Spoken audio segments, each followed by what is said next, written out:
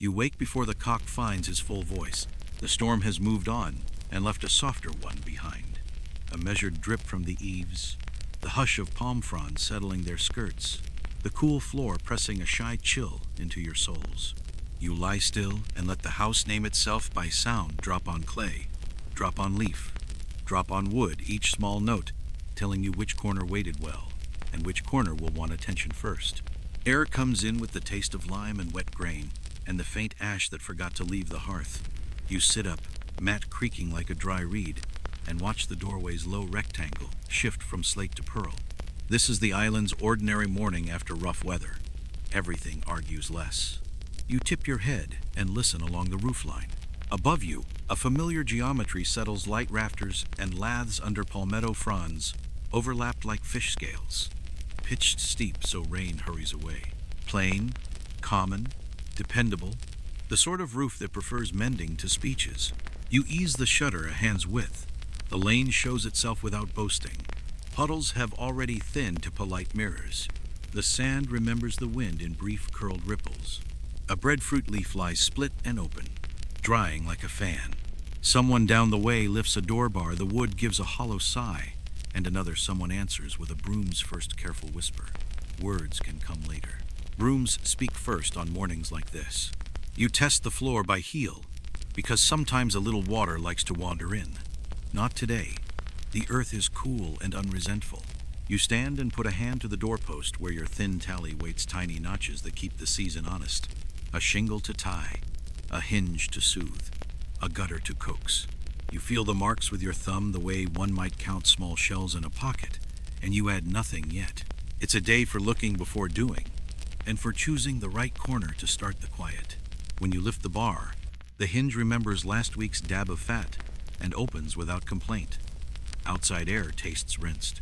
A rooster tries a half crow, decides against drama, and saves his reputation for later. The water jar by the corner post sits square and patient, its lid a finger's width askew. Where a leaf stem talked it into mischief, you leave it as it is for the moment. Problems line up better when you let them. The first glance travels up, because rain begins at the top. You read along the eaves where bamboo troughs carry roof water toward the jar. Debris has made a tiny republic at one joint twigs, a stubborn feather, a shiver of leaf skin, and the last of the night still splashes there as if undecided. You file that for later. Then your eyes come down to the threshold, where the storm wrote its usual short letter in wet sand and sea almond leaves. The letter is legible. You will answer in a few strokes. You greet a neighbor with the sort of wave that says everything necessary and nothing more. He has a coil of cord over one shoulder, and the calm expression of someone who knows that after is made of small repetitions. Between you, without speaking, you agree on the day's manners. Thresholds first, then paths, then whatever still insists on being important. A calabash bowl goes under the slowest drip, an old household trick that turns nuisance into favor for the basil and the pepper bush. The bowl ticks as each drop lands. Your breath finds the tempo and follows it. As you watch, you think about the ways water is kept near here, channels and jars at door corners, the shared spring beyond the tamarind, and you admit it's hard to say now which way most yards preferred. The old stories keep the water. They don't always measure it. You step into the yard and feel the ground, consider your feet. It gives a little and then chooses to be firm. The furrow at the yard's lower lip still holds the memory of last season's cuts. A shallow smile that helps rain remember which way the island tilts. You will recut it later, not because it is failing, but because it deserves a compliment. Behind the tamarind, the storm has left a tidy generosity of seaweed and driftwood. You nod to it like a neighbor you'll visit before noon. The house gets its own greeting. You touch the daub near the kitchen where smoke likes to linger and find it dry enough to be cheerful. Your fingers come away with a faint chalk from last year's lime wash, a habit that keeps smells shy and makes wiping easy when soot forgets its place. The thatch above the hearth seemed the spot where rain and smoke like to whisper together, "We'll want a slow hand and a fresh tie." Nothing urgent. Your shoulders loosen at that word. Urgent is for storms, not for mornings after. At the step, you slide one palm along the board. Grit tells the truth about last night. and a broom will convert truth into tidiness soon enough. You shake a narrow ribbon of pale shell sand from a bowl and let it fall in a thin lane along the tread. It brightens the threshold and gives souls a better opinion of themselves. It also persuades creeping things to announce themselves before they try ideas. The hens arrive to audit, pepper the white with punctuation, and wander off. You erase the punctuation with a single generous sweep of your hand, which is the correct way to edit hens. By the post sits a conch shell, chipped and immodest. You turn its mouth to the wind so that, should a gust find mischief later, the shell will murmur a warning. When neighbors are wanted, the same shell can call them in a hum that carries farther than your voice. You rest a hand on it a moment longer than necessary. Households keep small lucky objects, even when they pretend not to. You stand long enough to let the lane tell you what you missed. A cart far off rediscovers its favorite hole. A child whispers to a gourd ladle as if it were a pet. The palms give up their last drops in a neat, soft applause.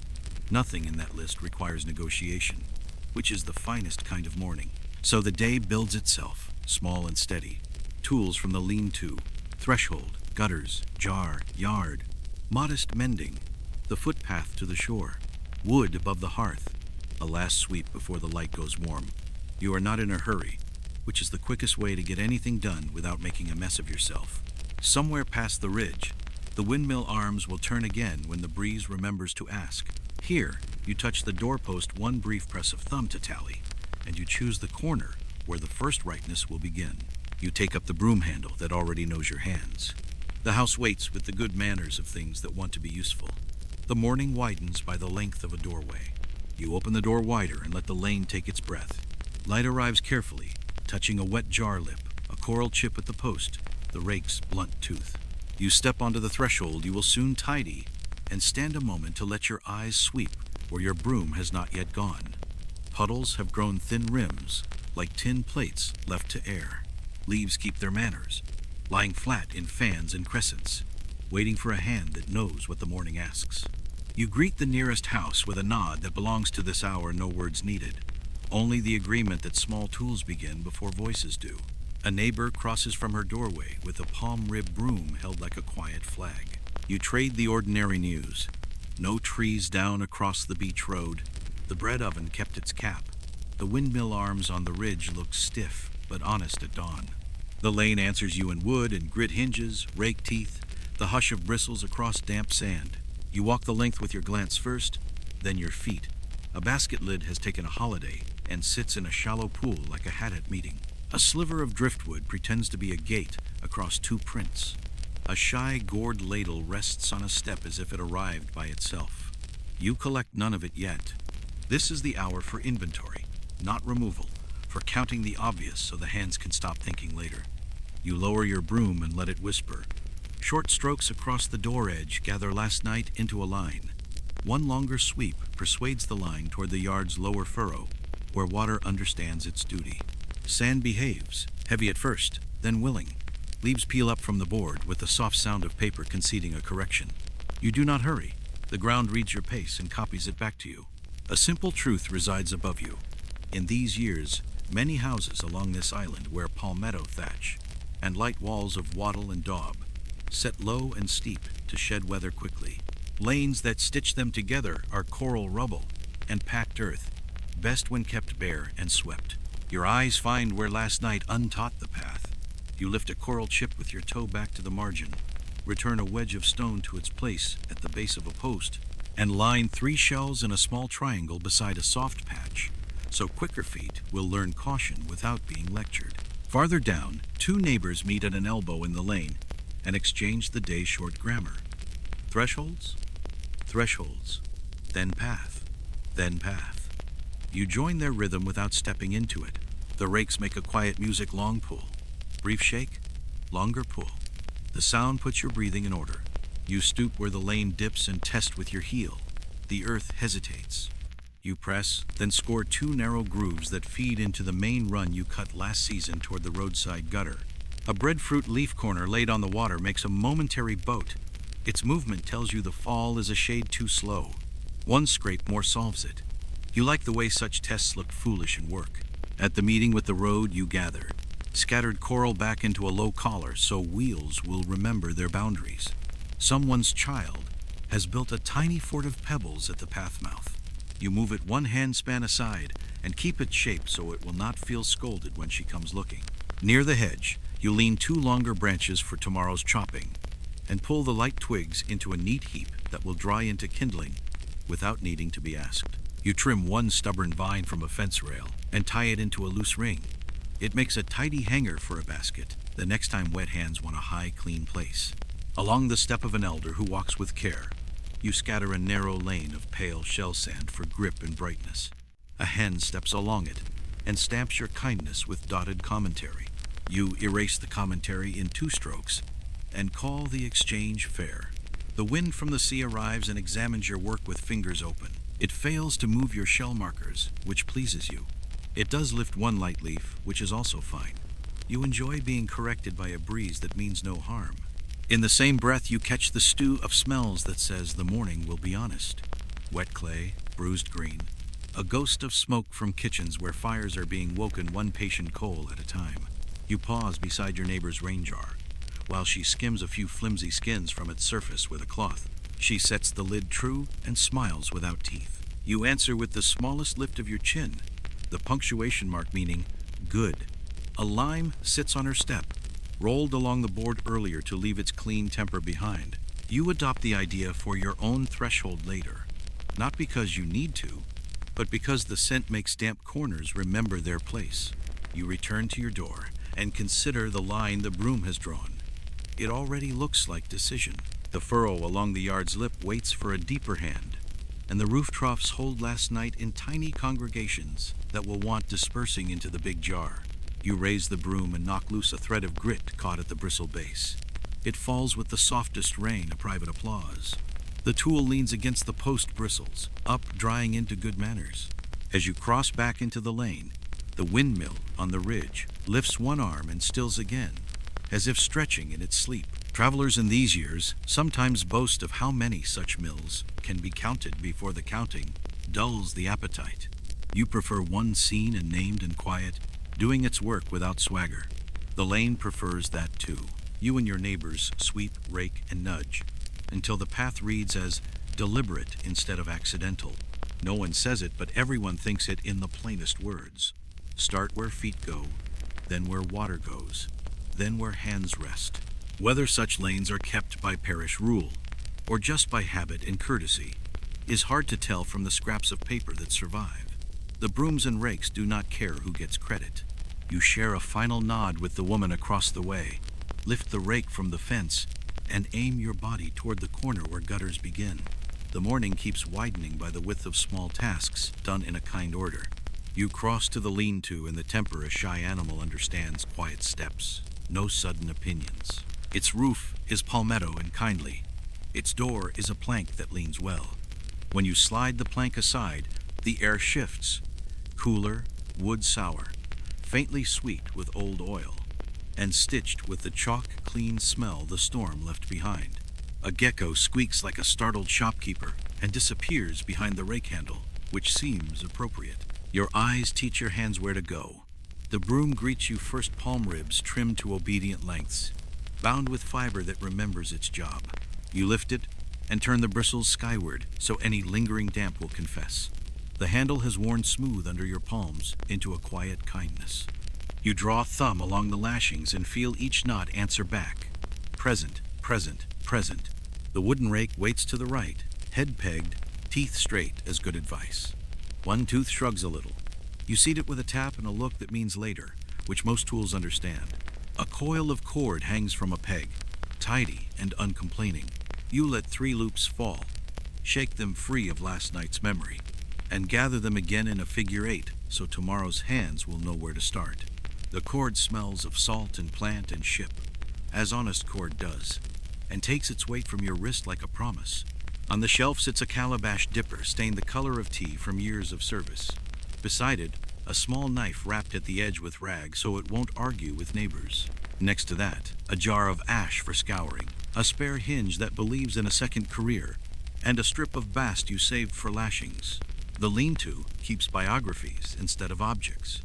Each piece admits to having been useful before and is ready to be useful again. You check the roof sticks above your head. Palmetto fronds whisper about last night, and then decide to be quiet. A tie near the corner looks sulky. You snug it with 2 fingers and feel the fiber tighten into good behavior. A sliver of hibiscus bark waits on a peg, pale and strong, and you slip it into your belt for later neither ceremony nor precaution, only readiness. Your hands find the straining cloth folded like a small map. You hold it to the doorway light and search for treachery. No tear shows itself. You shake it once, and it answers with the papery sound of clean fabric. That means to be helpful. You fold it again, tighter this time, and set it on the broom's shoulder where it will not be forgotten while you admire other things. At the back, a cane peg tin rattles with the honest sound of not being full.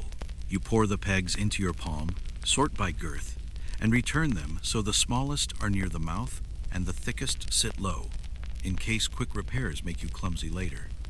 A length of split bamboo leans in the corner, ready to pretend it is a gutter trough if the main line needs a spare tongue. You balance the piece in your hand and put it back where you can reach it without looking. You step outside with the broom to see what the night has hidden in its bristles. A little grit, a shred of leaf, nothing that wants an argument. You tease the bits free with a thumbnail and tap the ferrule on your heel. The sound is a small, contented token. Tools like to be noticed before they are used. You turn the rake teeth down and run a fingertip along them to feel for a burr. The wood is smooth, the pegs steady, the grain clean. In the doorway, you assemble a crescent of intention. Broom, rake, cord, dipper, cloth, knife, ash jar. The arrangement is a kind of diagram your hands can read even when your head goes walking. You set the broom bristles up against the post so they will dry into virtue. The rake leans with its face turned inward, teeth pointing out invite foolishness, and you have already filled the day's quota. You duck back in for one last look, because last looks find what first looks miss. A short twist of palm fiber hangs from a nail. You pocket it to keep a match dry later. A scrap of rag tied to the door brace has grown a thin blush of mold. You rub it away with a strip of husk until the wood answers brighter. The gecko reappears, considers your manners from his high office, and approves by not moving. You straighten the plank in its lean so a stray gust will knock it outward rather than inward, and you set a flat sherd at its foot to keep it honest.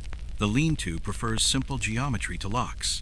It has learned that thieves are rare and wind is persistent.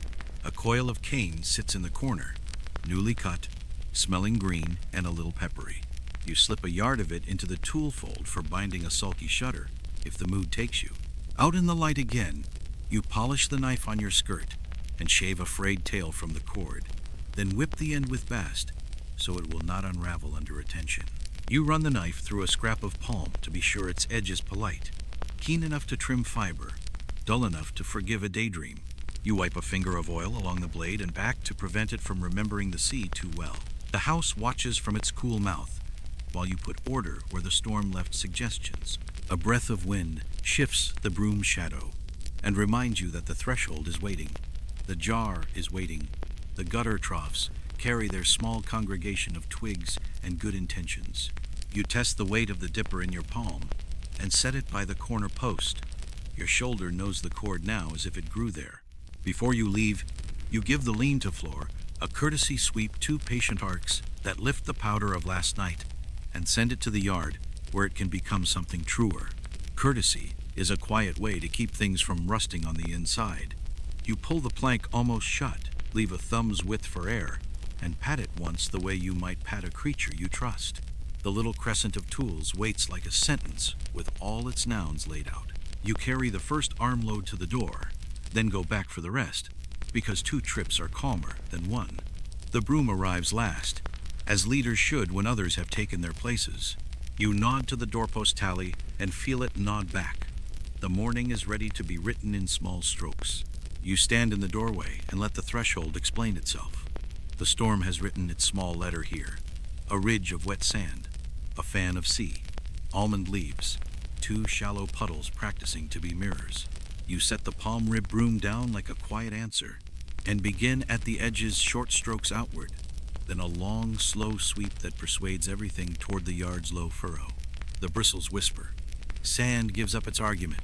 Inside and outside agree on their line again. One puddle sulks near the sill. You draw a narrow groove with the broom tip and watch the water change its mind and travel. The second pretends not to understand. You tap its rim until it follows the first, both threads joining the furrow and going off to be someone else's concern. The earth under your toes is cool, tamped tight, holding its firmness the way a jar holds water without boasting. A flat leaf has glued itself to the board. You ease your small knife under the stem and lift, careful that blade and wood do not discuss each other. The leaf comes away with a soft, wet sigh. You add it to the side heap mulch tomorrow, kindling the day after. Tidiness right now. You sweep in patient arcs, always outward, and the doorway rises a finger taller when the sand goes. Where the board meets the jamb, a crease of daub has puckered. You wet your thumb at the basin and press the seam smooth. The wall forgives the night and remembers its shape. You test the hinge peg. It sits proud by a hair. 2 firm pushes send it home. The hinge answers with a dry, well-bred sound. You slide the shutter bar back and forth twice. Not for need, but for manners. Wood likes being reminded that it knows how to behave. A small ribbon of shell sand from a bowl becomes a pale lane across the step. It brightens the board and gives souls a better opinion of themselves. It also makes creeping things show their plans before they act. A hen arrives to audit, dots the white with comments, and wanders off. You erase the minutes in 2 calm strokes. Near the post, you pinch away a crumb of soot left by last night's wind. The corner looks relieved, as corners do when noticed. You roll half a lime under your palm along the board. The clean green scent settles into the wood and chases the storm's breath out of that corner. Not necessary, only pleasant. And pleasant does its own kind of work. A calabash bowl goes beneath the slowest drip at the eaves. When it collects enough, you will tip it onto the basil and the pepper bush, a small trade between nuisances and favors. A straightforward fact belongs to this strip of ground. In these years across Barbados, thresholds usually opened onto packed earth and hard-swept yards rather than grass, because bare, firm surfaces shed rain quickly and left fewer hiding places for pests and sparks. The doorway shows how sensible that is, dry rising from the edges inward. No thatch of blades to cling to wet. Your broom writes its neat ribs in the damp and then leaves them to fade. At the right-hand corner, a knot of leaves guards a spoonful of stubborn water. You unbraid the knot with your fingers, set twigs aside for kindling, press the soft leaves flat to dry for tomorrow's mulch, and nudge the spoonful toward the groove. It goes, pretending the idea was its own. You let it keep the story. Pride harms no puddle. You sight along the furrow where it meets the lane. One almond leaf has parked itself like a cart across a bridge. A quick flick, and the path is clear. Water threads out into brighter sand and disappears, which is your favorite kind of success, nothing left to explain. You wipe the sill once with the straining cloth, side to side to catch the last film of grit, then front to back to remind the board which way the day will travel. Sun warms the streak dry almost at once. Some doorways on the lane keep a conch shell at the foot as an audible little watchman. A stiff breeze through the mouth makes a low murmur that warns before mischief. Yours is chipped and shameless. You turn it so its spiral faces the wind. It looks like ornament and works enough to deserve keeping. On top of the jar lid, you set 2 thin spacers so air can move, while the lid still sits sure. Dry beets sealed on mornings after weather has opinions. You take the broom to the jambs, 2 strokes each side, then shake the bristles against the fence to drop the grit they earned. The falling sand sounds like a small, polite rain.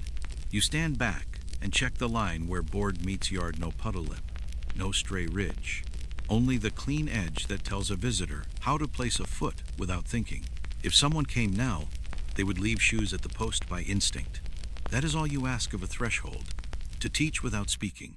Historians still argue whether households here in the 17th century commonly dusted steps and yard mouths with shell sand or lime as part of ordinary upkeep, or whether the habit spread later and you are copying a younger custom. Records notice grander works more eagerly than small ones. The board doesn't care how old the idea is. It only enjoys the pale strip and the sure footing. You finish with a courtesy you give every room you pass. A cloth across the inner sill, a quick brush along the mat edge, a check of the door bar seat. The bar slides home with a calm, square sound. The step looks a shade too proud, and then remembers itself. You nod at it the way you nod at people you like, who have earned no speech from you today. The broom leans bristles up by the post. The knife sleeps under its rag. The shell sand lane lies bright as chalk. The house and the yard have re-agreed on where one ends and the other begins. With that settled, you lift the dipper and turn your body toward the eaves where the bamboo troughs have kept last night's small committee. The jar is waiting to be made clear. It pretends not to stare. You fetch the three-leg stool from under the table and test each peg with your thumbnail. The kitchen wall faces the day with a clean, damp smell. The eaves above it ask for attention in a dry whisper. You set the stool where the palmetto fronds begin their neat descent. Slip a strip of hibiscus bast into your belt and hang the small knife from its rag loop so it will not nick anything it has no business nicking. Up you go, 2 careful steps. Feet planted wide the way you were taught. The roof is a lesson written by hands. Laths across light rafters, fronds laid in courses, stems lashed down so wind and rain will have to argue with a pattern instead of a single leaf.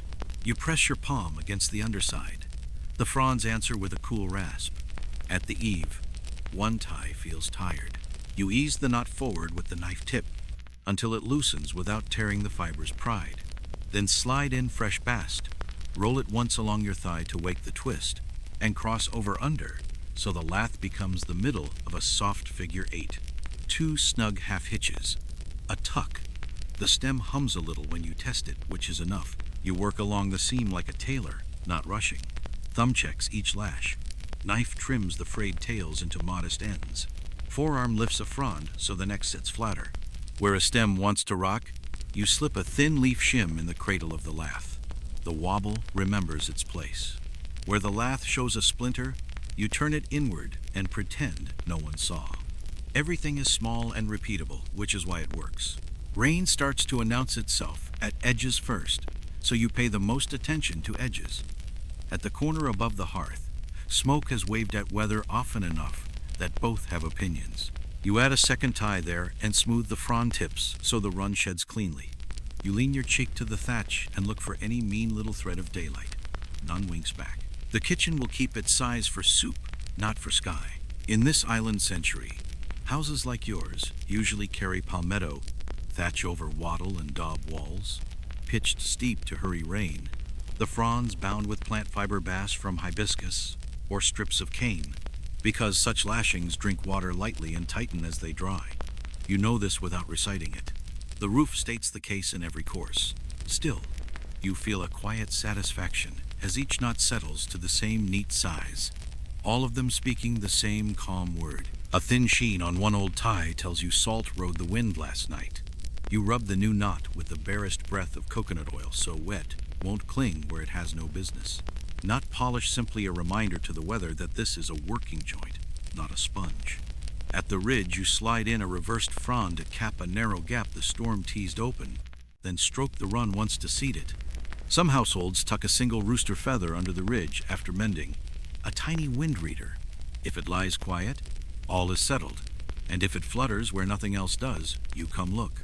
You slide one in out of habit and do not tell anyone, least of all the feather. A gecko flattens himself near your wrist and tries to be bark. You grant him the courtesy of believing him for a count of 5, then move one tie along. The eave line begins to look less sulky, more certain of what it means to be a line. Where 2 fronds quarrel, you unhook the lower tip, overlap it a finger more, and fasten again with a tiny cross stitch of bast, so the water will step down instead of leap. At the bamboo gutter mouth, you notice last night's leaf theater, nothing dramatic, only a rosette of slivers that invited a drip to splash. You pull the tangle free and promise the troughs their turn soon. First, the roof must finish its sentence. You shift the stool and check the run over the kitchen door. One tie is not failed, only forgetful. You tighten it until it remembers. The lath creaks once in approval and then resumes being wood. You step down to stretch your shoulders, then climb again to the higher bay, where the fronds must lie flatter, where the wind will try lessons you do not have time for. Your fingers find the rhythm. Twist, pass, hitch, test. The bast warms under your thumb and sings the tiniest squeak when it seats. You trim each tail short, so an inquisitive gust will have nothing to catch. Below, the yard looks tidy in the way that means you have begun to understand what it wants from you today. Travelers write, now and then, about how the roofs here shrug off rain, but they do not always agree on the cap at the top. Some swear a narrow cane roll ties the ridge neat. Others note reversed fronds overlapped like a fish's jaw. Records do not settle it cleanly for these decades, and not every village kept its roofs the same way, at the same time. Your ridge, practical and unromantic, uses whatever holds today a reversed frond, tomorrow a little cane, if the mood shifts. You slide the last knot home, press your palm flat against the seam, and push up gently to feel how the course rides the lath. Firm is good, proud is trouble, slack is an invitation. You find firm. A small thread of fiber tickles your wrist. You trim it and let the breeze take the sliver away. The roof's face looks smoother now, the shadows under the eaves a single band instead of a broken line. Down again, slow and square. Knees telling you you've been sensible instead of brave. The stool gets a thank you shake and goes back under the table. You coil the leftover bast, hang it where your later self won't have to think, and wipe the knife on a clean rag so it will not gossip with rust. The palmetto above the kitchen settles into the silence of work well set.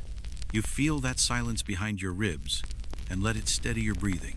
Before leaving this corner, you look once more along the eave and read the roof the way you read the lane. No sharp humps, no mean little hollows, a clean fall to the troughs. The feather under the ridge lies politely. Good. The gutters, full of last night's small committee, are ready for their hearing. You pick up the calabash dipper, roll your shoulders once, and step to the corner post where water, leaf, and bamboo will learn how to behave again. You stand at the corner post where water begins to learn its manners. The bamboo half-rounds lie in a shy line under the eave, each joint bound with fiber that did its best through the night and is now ready to be reminded. You set the stool, lift the calabash dipper, and start at the high end where the wind threw its little party. Twigs have made a crown. A curled leaf thinks it is a stopper. A pinch of silt has decided to be permanent. You coax it all out with the dipper's lip and two patient fingers. The inside of the bamboo shows its cool green, smelling faintly of tea and rain. You move joint by joint. Where silt smears, a rag on a slim stick becomes a polite snake. Where a length has sagged and insulted the fall, you loosen the lashing, nudge the piece a finger's breadth, and bind it back with fresh bast until the slope reads like a sentence that knows where to end. You test with a ladle poured from above. Water rehearses, then performs down the channel in a silver whisper that is more convincing than any speech. At the mouth above the jar you pause. The lid sits a little crooked from last night's boldness. You lift it and wipe the rim with the folded cloth. The jar looks up a cool, flowery moon holding a green-brown light that says, useful, once you ask nicely. You set the lid aside for a moment like a hat and return to the troughs because the path matters before the destination. A simple, ordinary fact belongs here. In 17th century Barbados, many households carried roof water by small gutters into jars or cisterns for daily use, plain arrangements of trough, fall, vessel, and lid that asked only for repetition and a little attention. You think of that as you retie a stubborn joint at the corner, cross the bast over under, and feel the knot seat with a quiet squeak. The bamboo brightens when its inside is free of grit, as if remembering its better nature. You give the fall a small kindness. A flat red sherd becomes a tongue over the jar mouth, so the stream will slide rather than splash, and so grit won't leap where it is not invited. You lay the sherd true, pour one dipper at the high end, and follow the water with your eyes as it walks the length, bows at the tongue, and enters with a neat, soft kiss. The sound settles a place in your chest that the wind had untidy. Along the run, you make other small corrections. 3 lashings get snugged. One tie that rubbed salty in the blow receives a quick touch of oil so wet will pass by without stopping to gossip. Where 2 lengths meet awkwardly, you shave a sliver from the lower lip, and they agree to be neighbors. You keep your pace even. Gutters prefer steady hands over clever plans. A little lane habit proves useful at the jar mouth. A twig whisk tied just below the lip, nicknamed a monkey tail, catches the next stray leaf before it believes itself a guest of honor. It is not necessary, only convenient, and convenience is a good neighbor on ordinary days. The whisk also gives droplets a place to gather themselves into a proper line, which pleases you out of proportion. You lift the jar lid again and skim the top finger width with the cloth. The jar keeps its faint lime wash scent, clean and chalk sweet the way good storage should be. You will strain it properly in a while. For now, you set 2 thin spacers under the lid so air can move while the mouth stays honest, and turn back to the troughs for a last look. Some things remain guessed more than written. Historians still argue whether village houses in these early decades mostly used bamboo half-rounds or wooden boards for gutters, and whether the big storage jars at door corners were more often local wares, or repurposed olive jars that sailed here full of someone else's plans. You let the debate pass like a cloud and keep tying knots. The water cares only about fall and cleanliness. You set a small ring of plaited grass to float under the lid later, a slender corral that gathers pollen and dust against the side where a ladle can find it. On another house, you once saw a twist of vine serve the same idea. These are modest tricks that do not boast of being tricks, which makes them perfect for a morning with no appetite for show. One joint near the kitchen has collected a burrowing ant's heap where a leaf wedged and dripped all night. You brush the grit away, rub the bamboo's lip smooth with a leaf, and retie the lashing tighter than before so the angle cannot wander back into nonsense. A gecko appears, surveys the cleared channel with lidless courtesy, and resumes his private business of being decorative and effective at once. You step down, pour once more from the high end, and listen. The water speaks the length without a stutter. At the shirred tongue it lowers its voice and goes in. The jar answers with that soft, agreeable note again.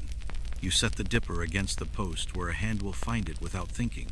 Fold the cloth and shake the broom bristles once to free a lodged seed. The troughs now look like what they always pretended to be, a simple thought written neatly. Before you leave this corner, you gather the leaf and twig prize you have made into a small basket for the compost bed. Dust it with a pinch of ash to hurry it toward usefulness, and sweep the drip line so small puddles will not remember to be arguments. The monkey tail stirs in the light breeze, ridiculous and correct. You nod to it as to a minor official who does his job without flourishing a hat. The jar waits for the quiet work of skimming and straining. Your hands are already the right kind of wet for that job. You lift the lid, set the basin, and let the morning's next careful task begin. You wet the cloth first. A damp weave catches more manners than a dry one. You tie the 4 corners to the basin's handles and smooth the sag into a shallow well. The cloth smells faintly of sun and clean wood, which is exactly the smell a morning needs when water is about to remember how to behave. You lift the jar lid, the clay cool and flowery under your palms. At the mouth, a fine skin from last night's trees winks up pollen, leaf flecks, the shiver of dust that learned to float. You skim it with a gentle sweep of the cloth and tip those light specks to the garden, where even gossip turns useful. The surface clears enough to show you a soft green-brown mirror.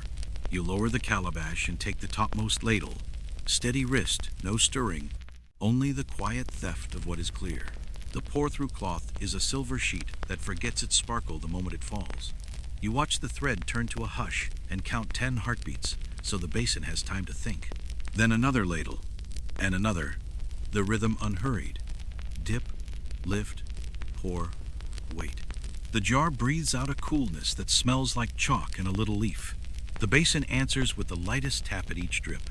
You keep close to the surface, never troubling the sleeping silt below. A plain fact belongs to this work. Across these islands in this century, jars and cisterns are often sweetened with lime-wash slaked lime brushed thin inside, so water keeps a cleaner smell, and slimes are easily discouraged. Your jar had its coat last season. A finger along the inner lip finds only smooth clay and good intentions. You nod at the memory and go on skimming. Now and then you pause for the jar to settle. Stillness pulls tiny clouds downward, where they cannot interfere with thirst or soup. While you wait, you wring the cloth once in a small bowl, dark threads of dust and green sliding off. Then retie the corners snug. The second pass pours clearer, the sound softer, the cloth heavy with the night you are removing. You set that bowl of rinse under the hedge the soil there, like a mineral story told quietly. You do not chase every drop. The bottom inch is where impatience spoils the afternoon. You stop while the jar still holds enough to keep its silt undisturbed. The basin, half full of obedient water, gets a small tidy habit. A chip of citrus peel slipped in, barely enough to know it is there. It leaves a clean breath and persuades winged visitors to mind their distances. You could use bay leaf instead. Either way, the effect is simple and kind. A second vessel waits for cooking. You tip from basin to jar within reach 2 hands. Careful tilt so the stream thickens into a rope and lands without complaint. If a bubble thinks about announcing itself, the little grass ring you set to float guides skim toward the edge, where your ladle finds it without ceremony. The ring is narrow, no wider than a finger. No one would call it clever until they notice how tidy the work becomes. You test fullness with the old listening trick. A fingernail tap to the big jar's rim. Water answers in a lower note than yesterday. Enough. You rest the lid not clamped tight, only friendly on 2 slim spacers so air can say hello and damp cannot argue. The dipper you set upside down on 2 pegs for drying. Anything that touches mouths should remember the sun. On the cloth, a tiny tear threatens near one corner. You fold the weak place inward and tie shorter next time. Tools last longer when not asked to be heroes. The calabash, rinsed clean, goes mouth down unassured where breezes pass. The basin stands out of the way in the shade, and the settled bowl that caught the ringing gets poured under the pepper stems, which forgive everything except neglect. You mark a single crisp dash on the doorpost tally water, made decent, and let your thumb travel across earlier marks for company. The wood returns a dry whisper that sounds a lot like approval. Near your ankle, a hen pauses, studies the jar as if appraising its posture, then moves along, leaving small proof that audits occur at all levels of government. You remove the proof with 1 leaf and are promoted to Minister of Evidence for the hour.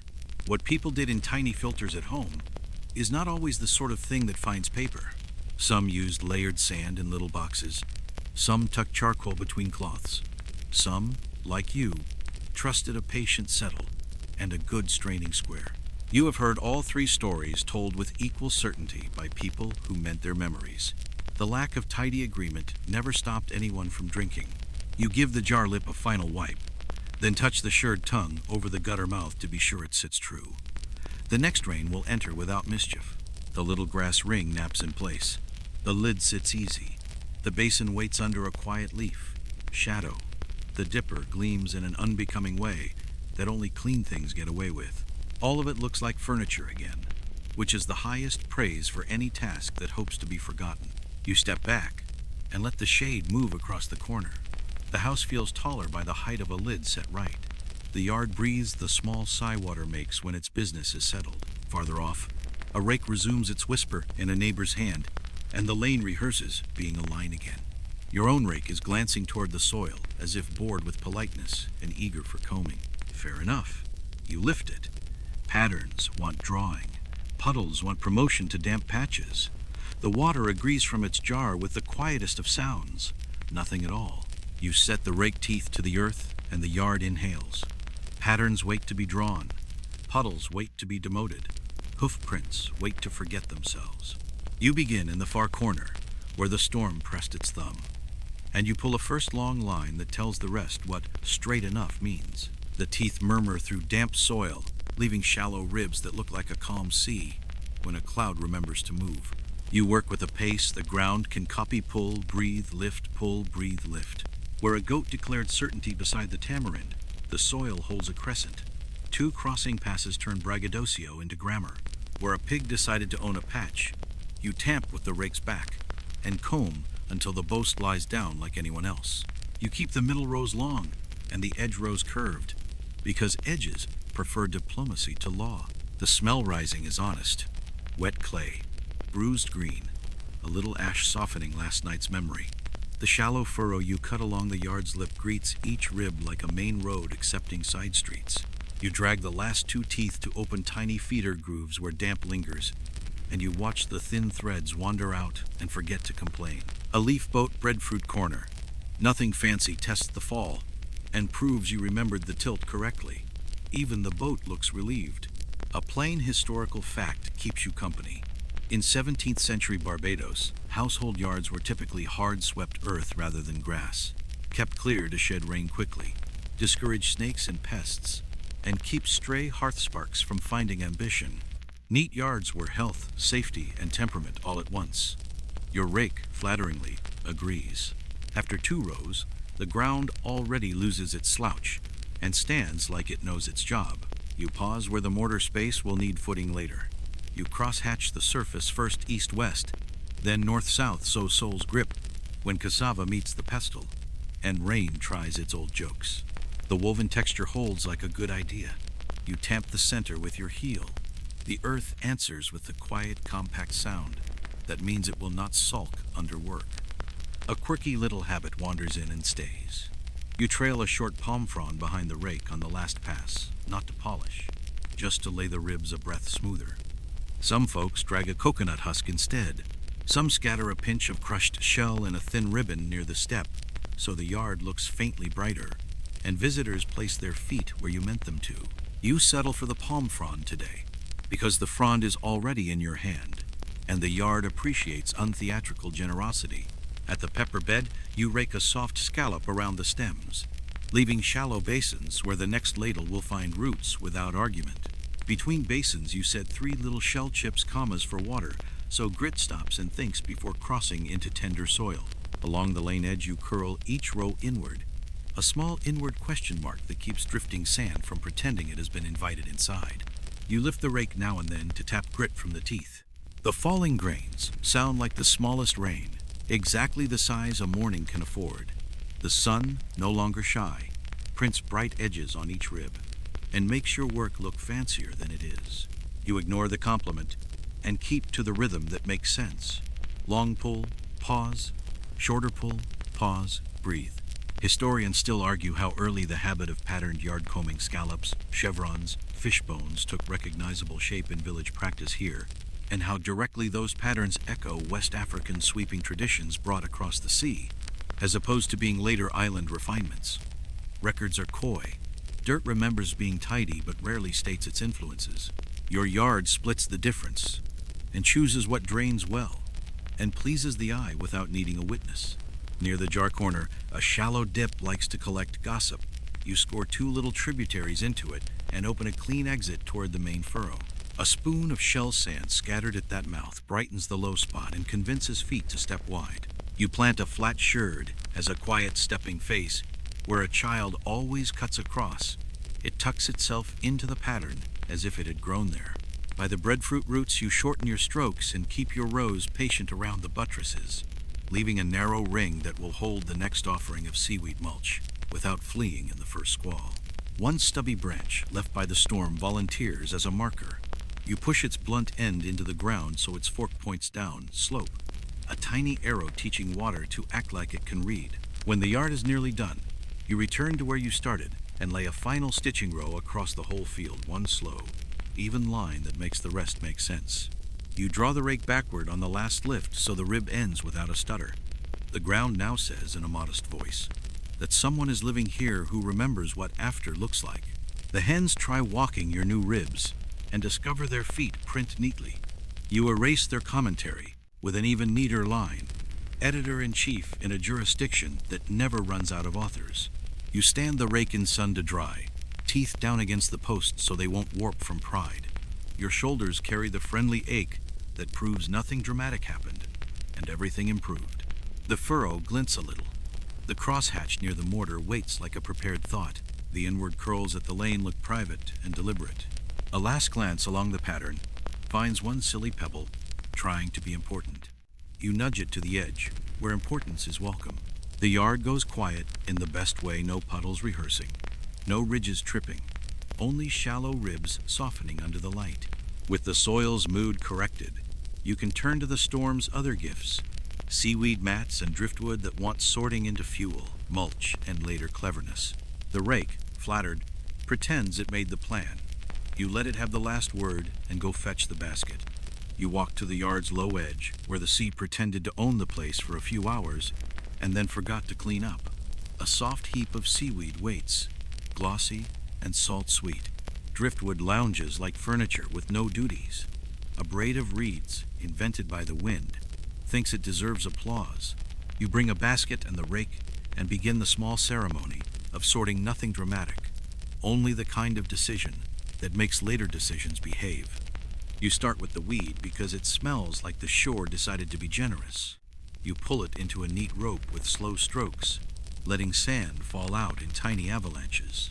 Each armful crackles and breathes, bubbles popping against your palms, a quiet gossip that says garden more than storm. You lay the first mat behind the tamarind and dust it with leaf mold, so the salt will learn manners. The second mat goes around the plantain in a shallow trench, 2 fingers deep. No more, because roots enjoy kindness, but not zeal.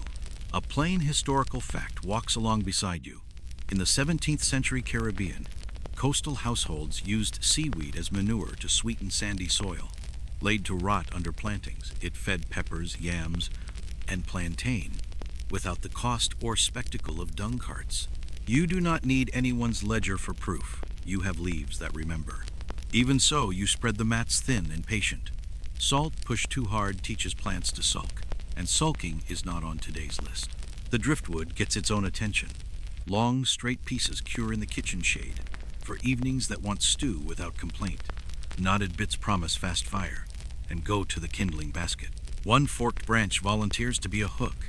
You lean it near the washing corner to keep a basin off the ground next time the breeze thinks it knows better. A flattish length will become a shelf under the lamp, so the shelf's feet will not drink damp when the weather remembers itself. You collect small oddments that only look useless if you refuse to imagine them working. A length of husky rope gives up 3 shorter ties. A corky seed, polished by travel, will be a toy for a child who arrives asking for a job smaller than the broom. A shell the size of a fingernail becomes a drip listener at the eaves.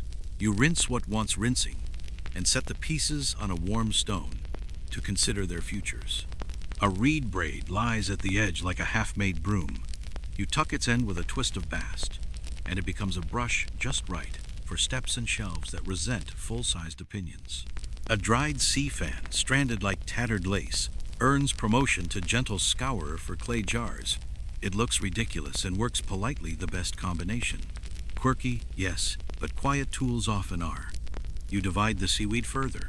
Darker, thick fronds for the compost bed. Fine lace for the pepper trench.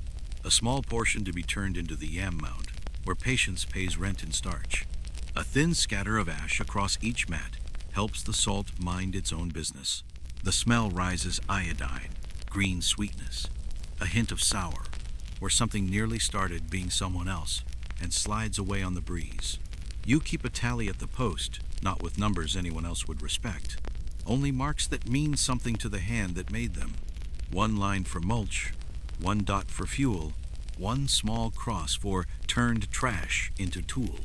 The doorframe begins to look like a shy calendar of competence. Whether you gathered more weed than your neighbor is not the point. Whether the basil likes you tomorrow is. You rub a little sand across your palms so the wet will let go, then wipe them on your skirt and leave 2 clean maps of the morning there. A hen pecks along the new mats, decides there is no drama, and wanders off. At the lane's mouth, you make a courtesy stack 3 lengths of good kindling and a spare reed brush, where anyone can take them without turning thanks into theater. The stack has a way of shrinking when backs are turned, which is the correct behavior for neighborly piles. At the drift corner, you stand 2 serious pieces upright under the eave crossbar to dry. They drip in modest pearls that will be smoke by afternoon. You sweep the last scatter of sand back toward the furrow, so tomorrow will not accuse today of carelessness. The rake's teeth click once in approval when you set it down. It enjoys being obeyed. Historians still argue whether 17th century Barbadian villagers gathered seaweed regularly or only in the generous days after blows, and whether estate rules in some parishes discourage such gleaning near certain beaches. Papers talk loudly about cane and quietly when they bother about gardens. The living evidence is simpler. Yards like yours show greener leaves where storms were harvested as tidily as they were endured. A final inspection finds a heart-shaped sliver of red jar. Pure sentiment would save it. Practical sentiment sets it as a marker at the path's start, pointing the way to the shore your feet take each morning. It glows slightly in the sun, and pretends it always lived there. You allow the pretense. The plantain trench darkens. The compost bed steams a thread of sweet breath. The kindling cone at the fence looks like a small, honest promise. You rinse your hands in a bowl, tip the water under the hedge, and hang the reed brush from the forked stick so it can feel important without being in the way. The seaweed mat settles into quiet. The driftwood stops posing and begins curing. The yard forgets the storm the way a good sleeper forgets a loud dream. Not all at once, but steadily enough to matter. With the gifts sorted and given jobs, you feel the day shorten its shoulders. There are walls that want smoothing and pots that think ash is beneath them. But neither will complain if you sit a breath longer in the seam of shade where breeze and sun call a truce. You sit that breath, then you stand.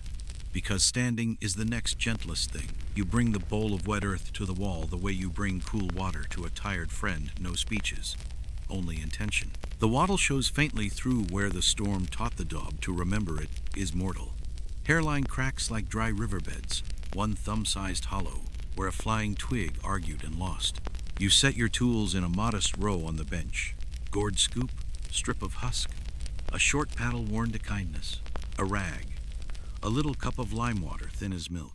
The wall accepts attention without blushing.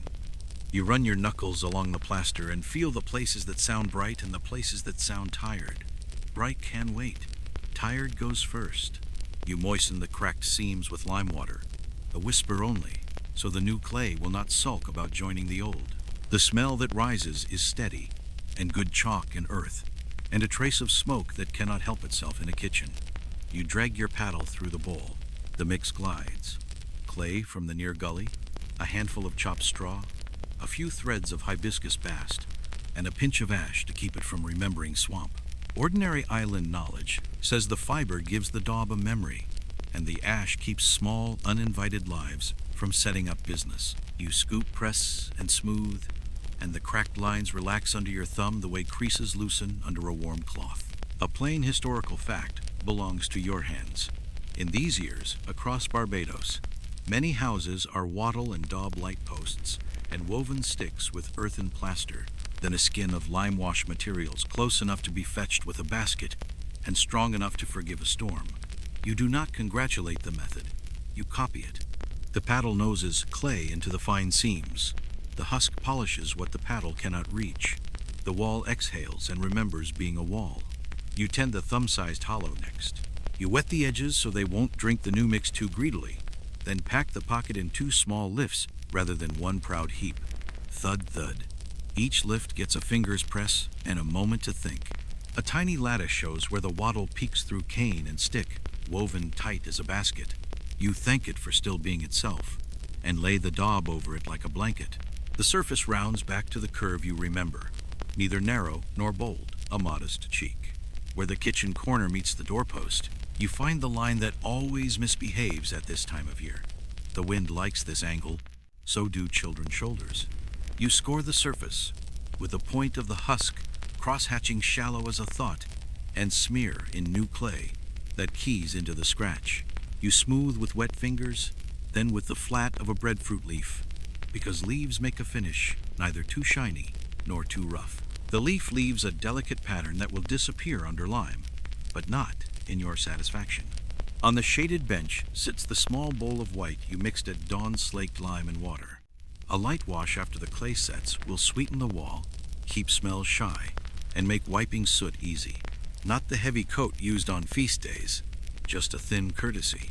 You tap the bowl so the water rides above the lime, and paint a single ghostly pass along yesterday's patch at the hearth seam. It brightens without boasting. You give the middle panel time to draw a little skin, then come back with damp fingers to feather the edges of each repair into the old surface. No ridge, no border, just a quiet merge. If the light cannot find the join by afternoon, you will count that as wit. A hen wanders in, leaves 3 small commas near your water bowl, and leaves again. You edit the punctuation with the rag, and keep your temper as a favor to your own lungs. A small, harmless custom slips in because habits like to be included. On one patch near the door, you press the pad of your thumb into the soft clay, once only, a plain mark that says, "This spot was attended," without shouting the name of the attendant. Some neighbors favor a reed cross, some the print of a small shell, some nothing at all. You choose the honest oval of a thumb because walls secretly enjoy knowing who listened to them. What the papers agree on is thin. What people did with clay is thicker. Historians still argue how common dung was in early Barbadian daub, whether household mixes leaned more on chopped cane trash and straw in these decades, saving dung for fields, or whether recipes changed from village to village with the patience of gossip. Your own bowl refuses to be evidence. It only holds the mix you know works this week. At the low base, you trim a small bevel along the outside edge so rain will run down and away, instead of sitting in a sulk at the foot. The bevel feels like a secret. You learned it from someone who learned it from someone else, and none of you thought to give it a grand name. Above the bevel, you lay a little backsplash of pebbles set in clay under the drip, just wide enough to keep splash from licking the wall when gutters forget their manners again. The stones settle like teeth into a smile. You step back, tilt your head, and let the patched places talk. They don't. Good. The wall reads as one breath.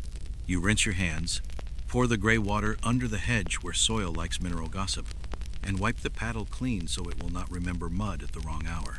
The bowl goes to shade, covered with a damp cloth in case a corner later confesses a need you did not see. Before you leave, you lay the thinnest lime wash over a strip beside the hearth, where smoke likes to sign its name. The brush throws no drips, leaves no streaks, and the wall takes on that calm, chalk-soft look that means evening firelight will sit on it kindly. You air the room by lifting the shutter a finger more, then set it back so the breeze will kiss the new clay without scolding it. One last pass of fingers along the seam confirms what your eyes already know. Nothing is proud, nothing is shy. The wall stands as if the storm was simply a long, rude dream. You nod to it, partners, not performers, and gather your little parliament of tools. Outside, the yard ribs are drying into their quiet. The pots by the bench are waiting for ash and water, and the kind words you reserve for iron and clay that do the real work of cooking. You let the wall keep its new silence, and you turn toward the scrub and the shine that promise to make metal remember who is in charge. You fetch a shallow pan, a gourd of rainwater, a pinch of coarse salt, and a scoop of fine sand that behaves like soap as long as no one asks it to make bubbles. The wood that served your feet and bowls through the storm stepboard bench, the low table edge wears a weary film. You set the pan in a quiet square of shade, wet the first plank with 2 careful pours, and cast a small star of salt and sand across the damp.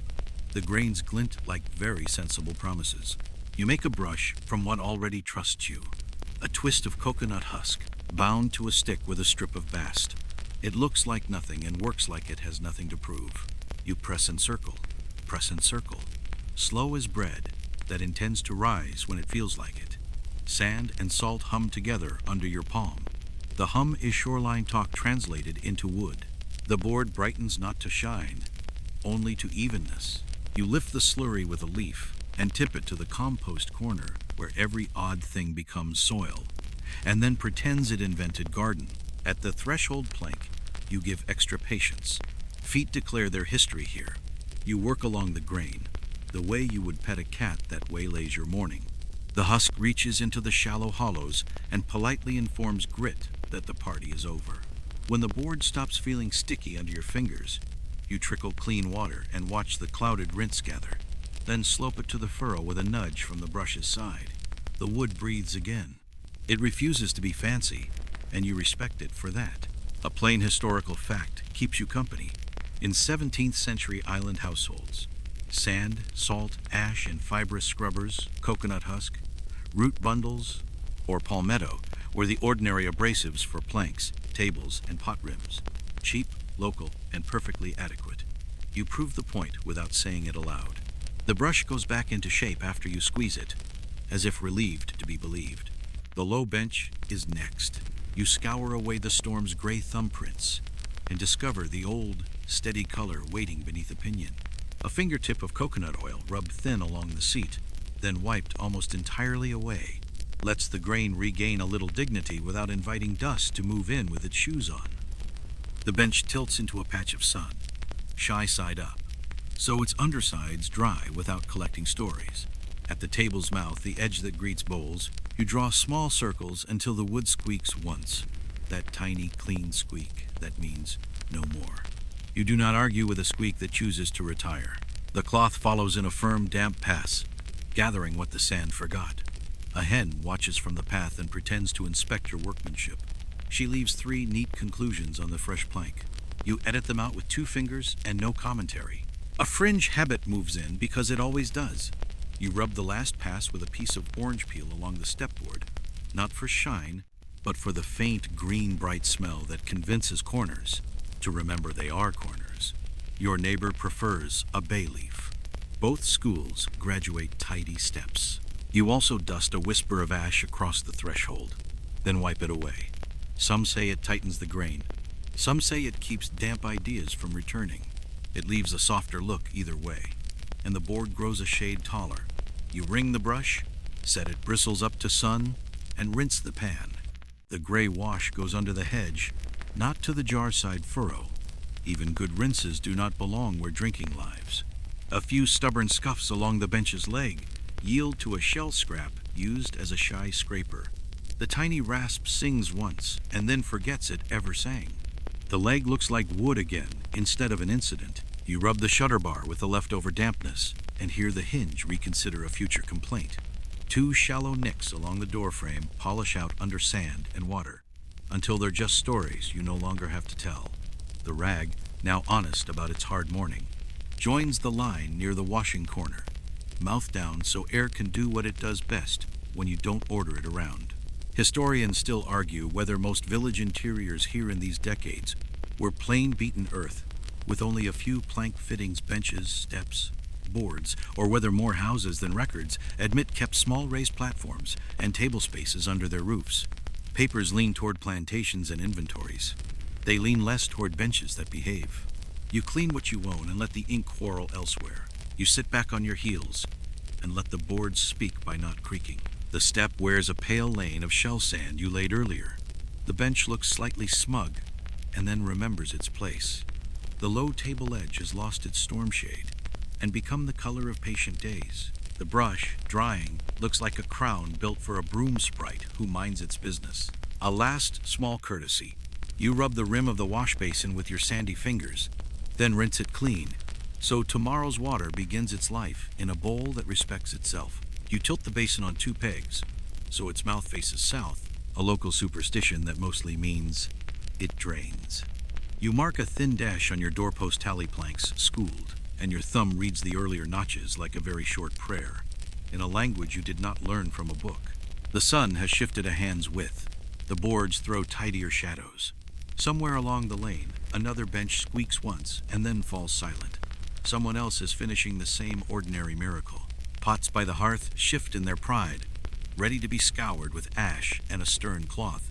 You pick up the bowl of gray paste the fire gave you and turn toward iron and clay, which always think they are above advice until they discover you brought ash. You set the iron pot in the yard's cool half-shadow, the proper place for frank conversations.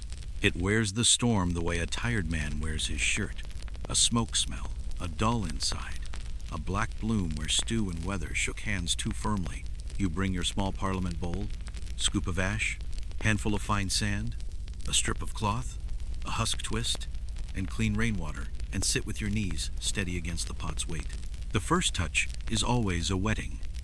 You pour a thin ring, watch the dark turn slick, and listen for the little sound hot soot makes when surprised by cold kindness. Ash and water marry into a gray paste, the texture of strict advice. You spread it along the rim, circle by slow circle, then down the belly to the bottom where the fire's opinions live.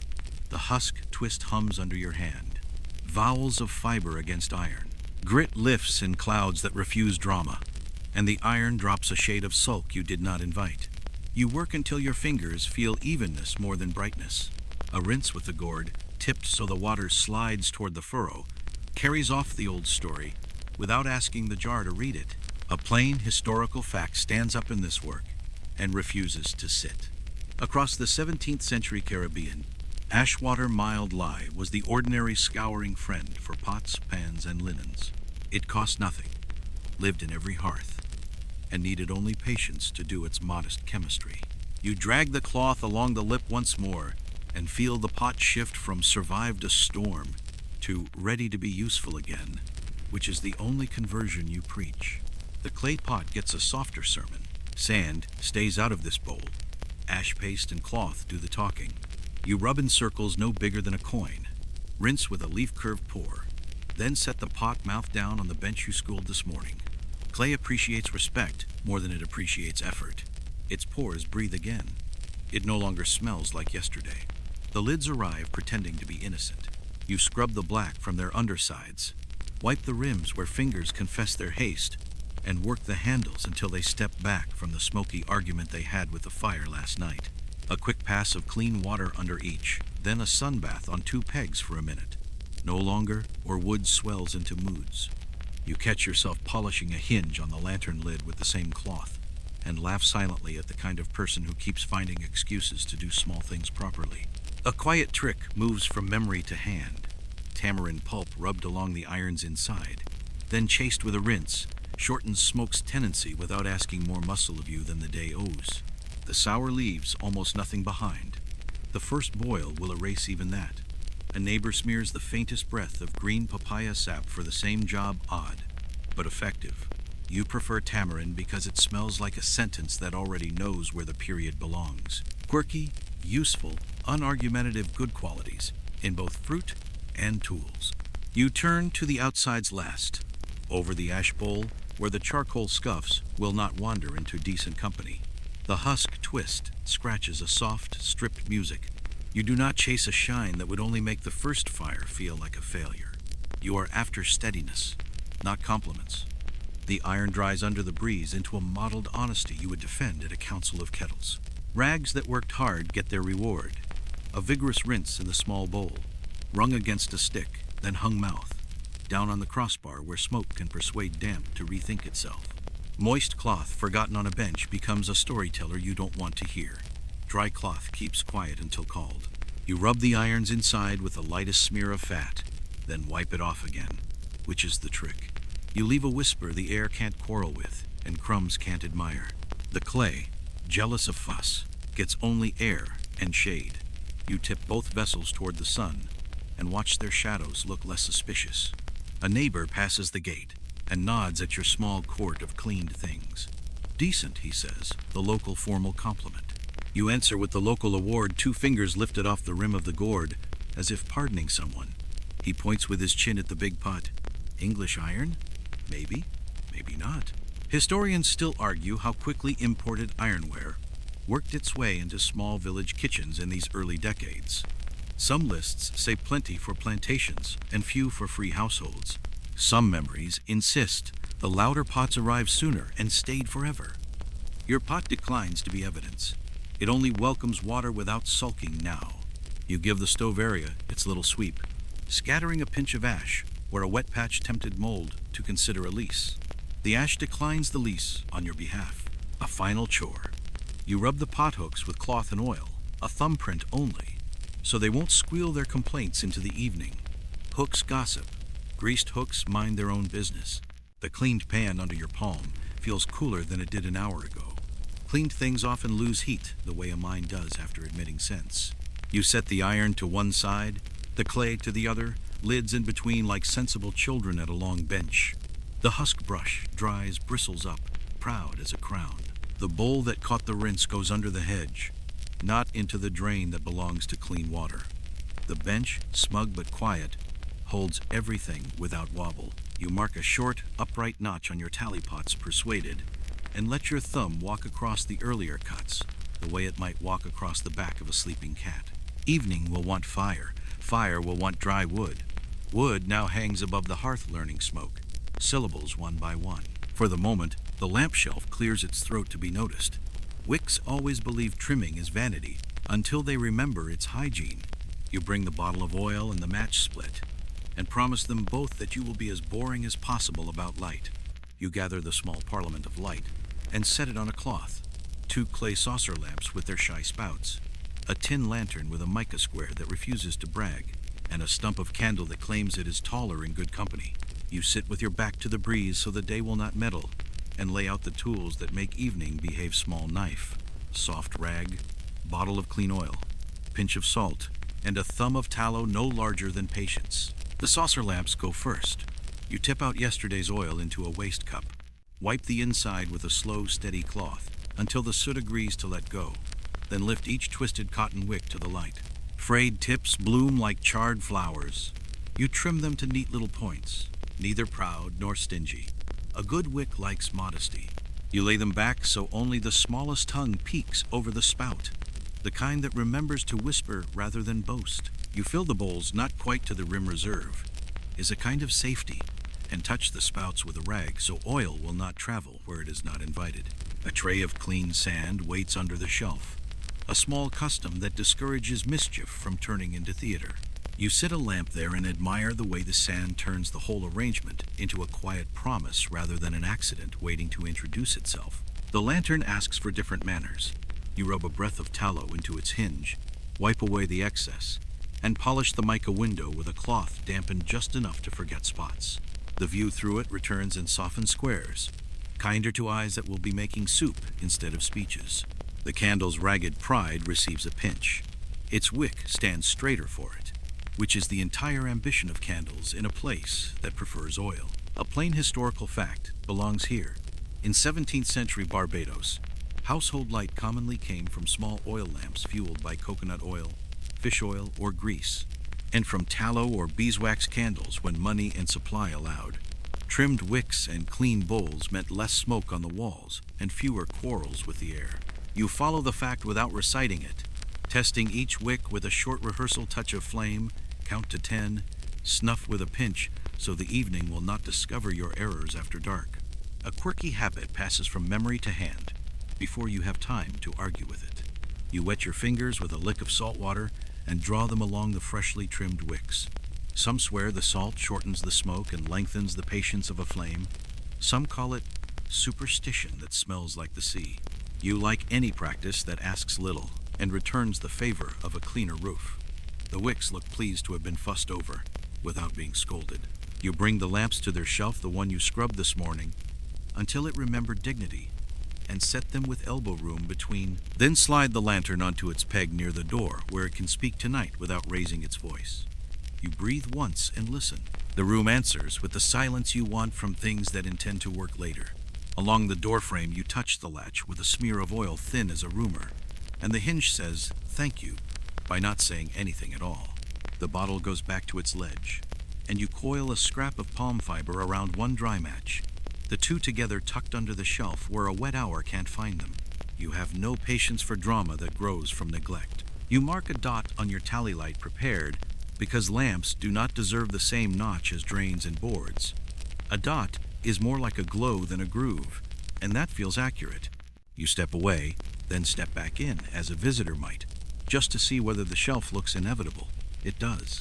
Good shelves should appear to have slept exactly there since the island learned its name. Between the two clay bowls, you place a little saucer of shell sand to teach drippings embarrassment. The saucer looks ceremonial and is, in its small way. You remember to carry the lantern's spare wick in a twist of rag tied at the bail, not because you forget often, but because the one time you do would be a night you would rather not remember for the wrong reasons. Scholarly uncertainty lingers like a quiet neighbor at the fence. Whether ordinary village households in these decades leaned more on oil lamps, candle stubs, or candlewood, splints of resinous pine for most evenings, and how quickly imported candles displaced old habits, is difficult to measure from surviving lists and travelers' opinions. You leave the measuring to people who collect opinions for work. You collect lamps, wicks, and a sense that the room will not cough when the sun goes down. The last tidying is for the air itself. You open the shutter one finger wider to teach the breeze the path it should take over the hearth mouth, along the lamp shelf, out past the door peg where the lantern waits. A house that understands drafts forgets to sulk about smoke. You test the path with one quick light. The flame lifts without guttering. The wick trims itself into a small teardrop, and the shadow it throws sits where it will not startle anyone. You snuff the rehearsal with a wet finger and listen to the soft kiss the flame leaves on the room.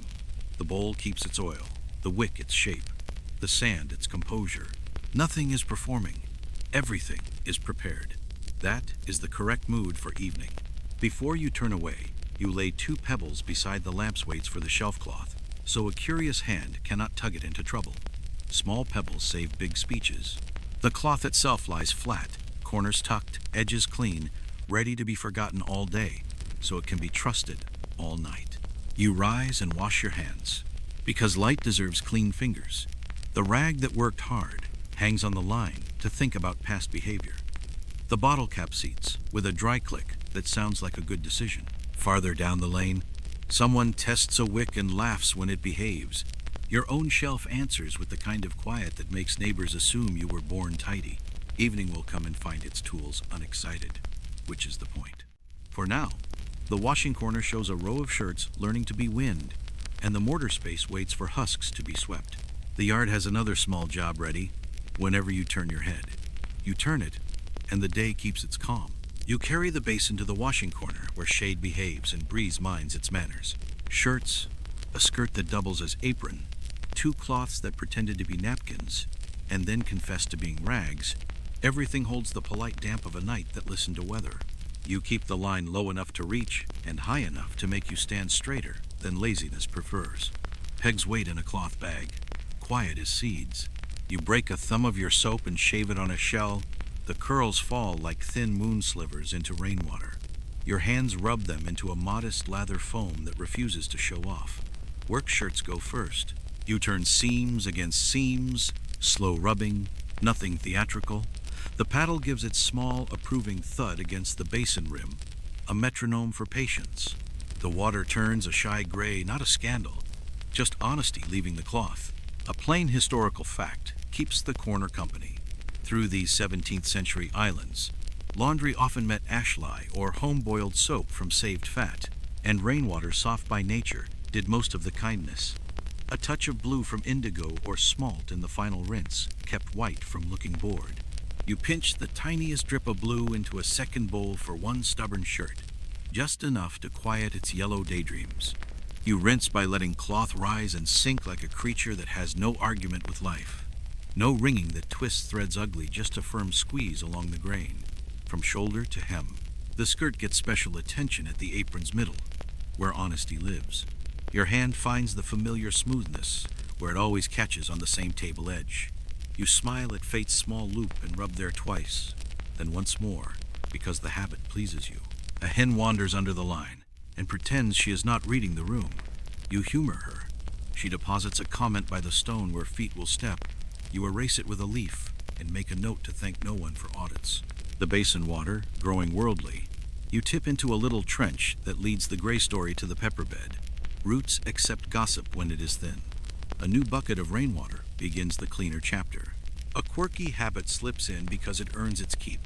Sour orange water for the last rinsing of linens. You squeeze half a fruit into the bowl and dip a cloth. The citrus leaves a faint orchard breath and makes the fabric dry with fewer stubborn wishes for an iron you do not own. If the orange sulks, a bay leaf does a passable imitation. You allow both schools of thought right of way in your yard. The line accepts shirts by their seams, taught that gravity is a tailor if you let it work. You pinch the peg bag's mouth shut with a twist so pegs will not visit the dirt and invent new personalities. A small knot halfway along the rope keeps the day from collapsing. If one peg loses its courage, knots are like quiet cousins who keep conversations from breaking up. You finger the twist where the line meets the post. The fiber feels sound, a relief you plan to forget immediately. Historians still argue whether households in these decades kept purpose-built washing drains near kitchens or simply scattered rinse water through beds that welcomed it, and how often bluing was common outside large houses with imported comforts. The records prefer inventories of fine linen. The corner where you stand prefers to be useful. You dig your heel to deepen the trench by 2 finger widths and move on. Rags follow shirt-straining cloths, wiping squares, the piece that lived under a pot and now wants absolution. They forgive vigorous treatment because they will soon forget everything. You rinse them in the first bowl, then the second, then twist them into ropes that drip at your command. On the line, they look like flags that remember their true rank. You wipe the paddle clean and lean it where one edge catches sun and the rest keeps cool. A basin tipped on two shells dries its own mood. You scrub the stones underfoot with what remains of the soap curls and send that little luxury into the trench as well.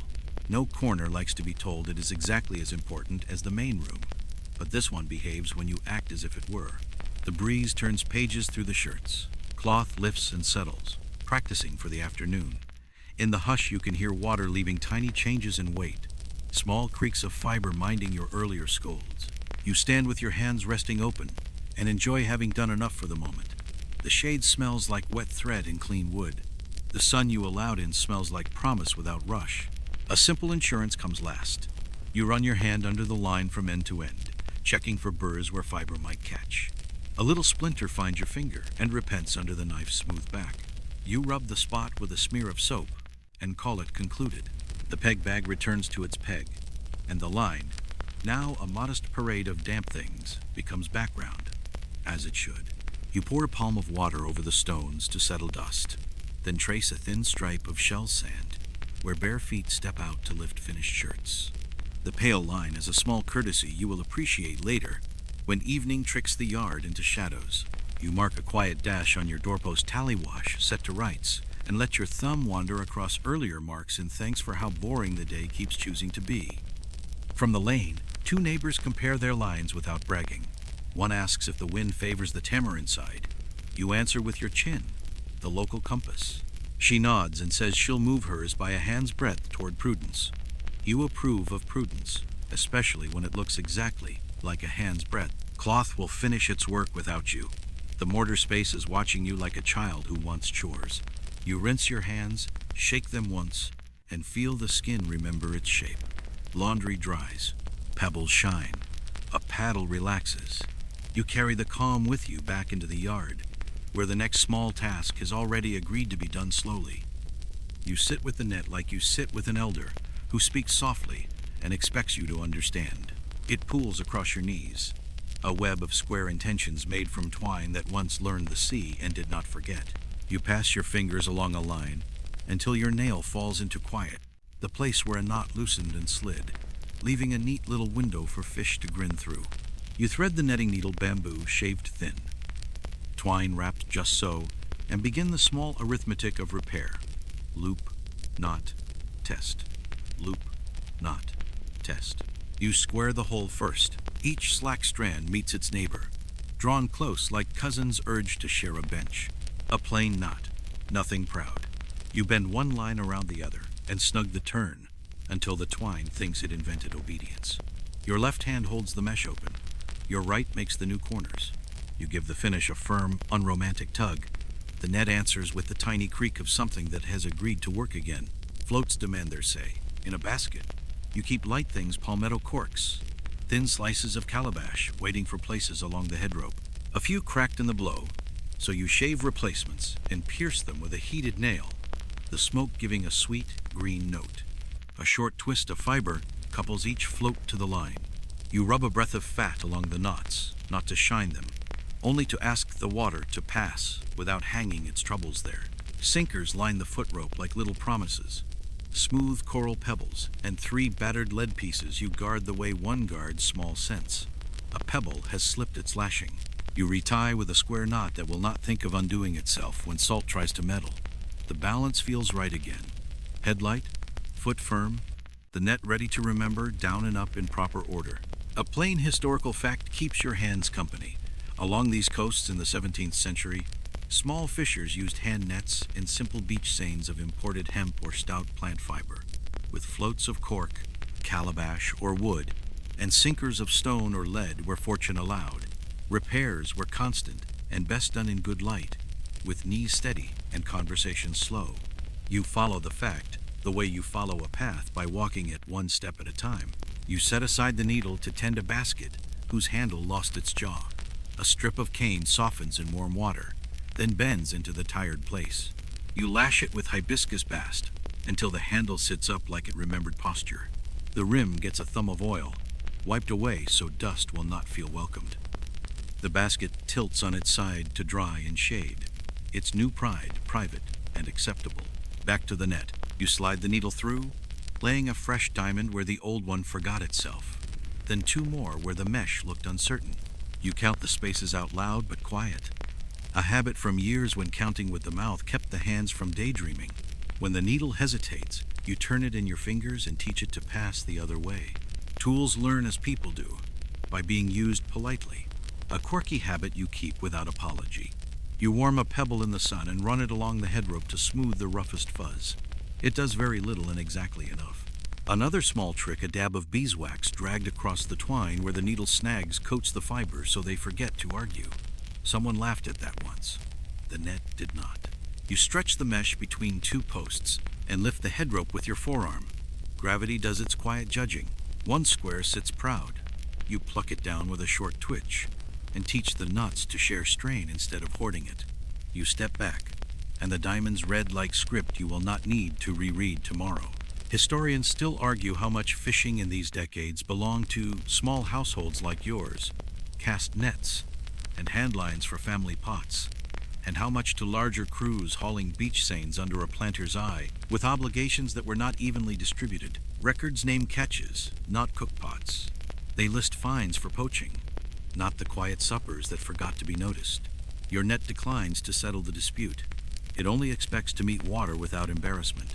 You renew the selvage stitch along the side, a simple spiral that keeps squares from wishing to be triangles. At two places, the head rope splice looks tired. You open the braid with the tip of the needle, marry fresh twine into the old, and bury the join under 3 patient wraps. The twine changes shade where new meat's used. You press the spot with your thumb until the difference looks like wisdom rather than a patch. The floats get spaced with 2 fingers between, then 3 when the mesh grows wider. You sing the measure in your head because breath makes spacing steady. The foot rope's pebbles follow a rhythm of heavy light, light, so the net will fall like a sentence that knows where its pauses belong. You lay the finished portion over your knees and feel its weight settle into agreement with itself. A small superstition wanders in and finds a chair. You thread 1 red fiber, nothing large, just a thin strand through the edge near the top knot. It does not change the fishing. It only tells your eye where the cast begins when, in low light, you would rather not count. Some call it luck. You call it a bookmark. Either way, it harms no water. By habit, you coil the spare twine into a loose figure 8, so it will not learn kinks.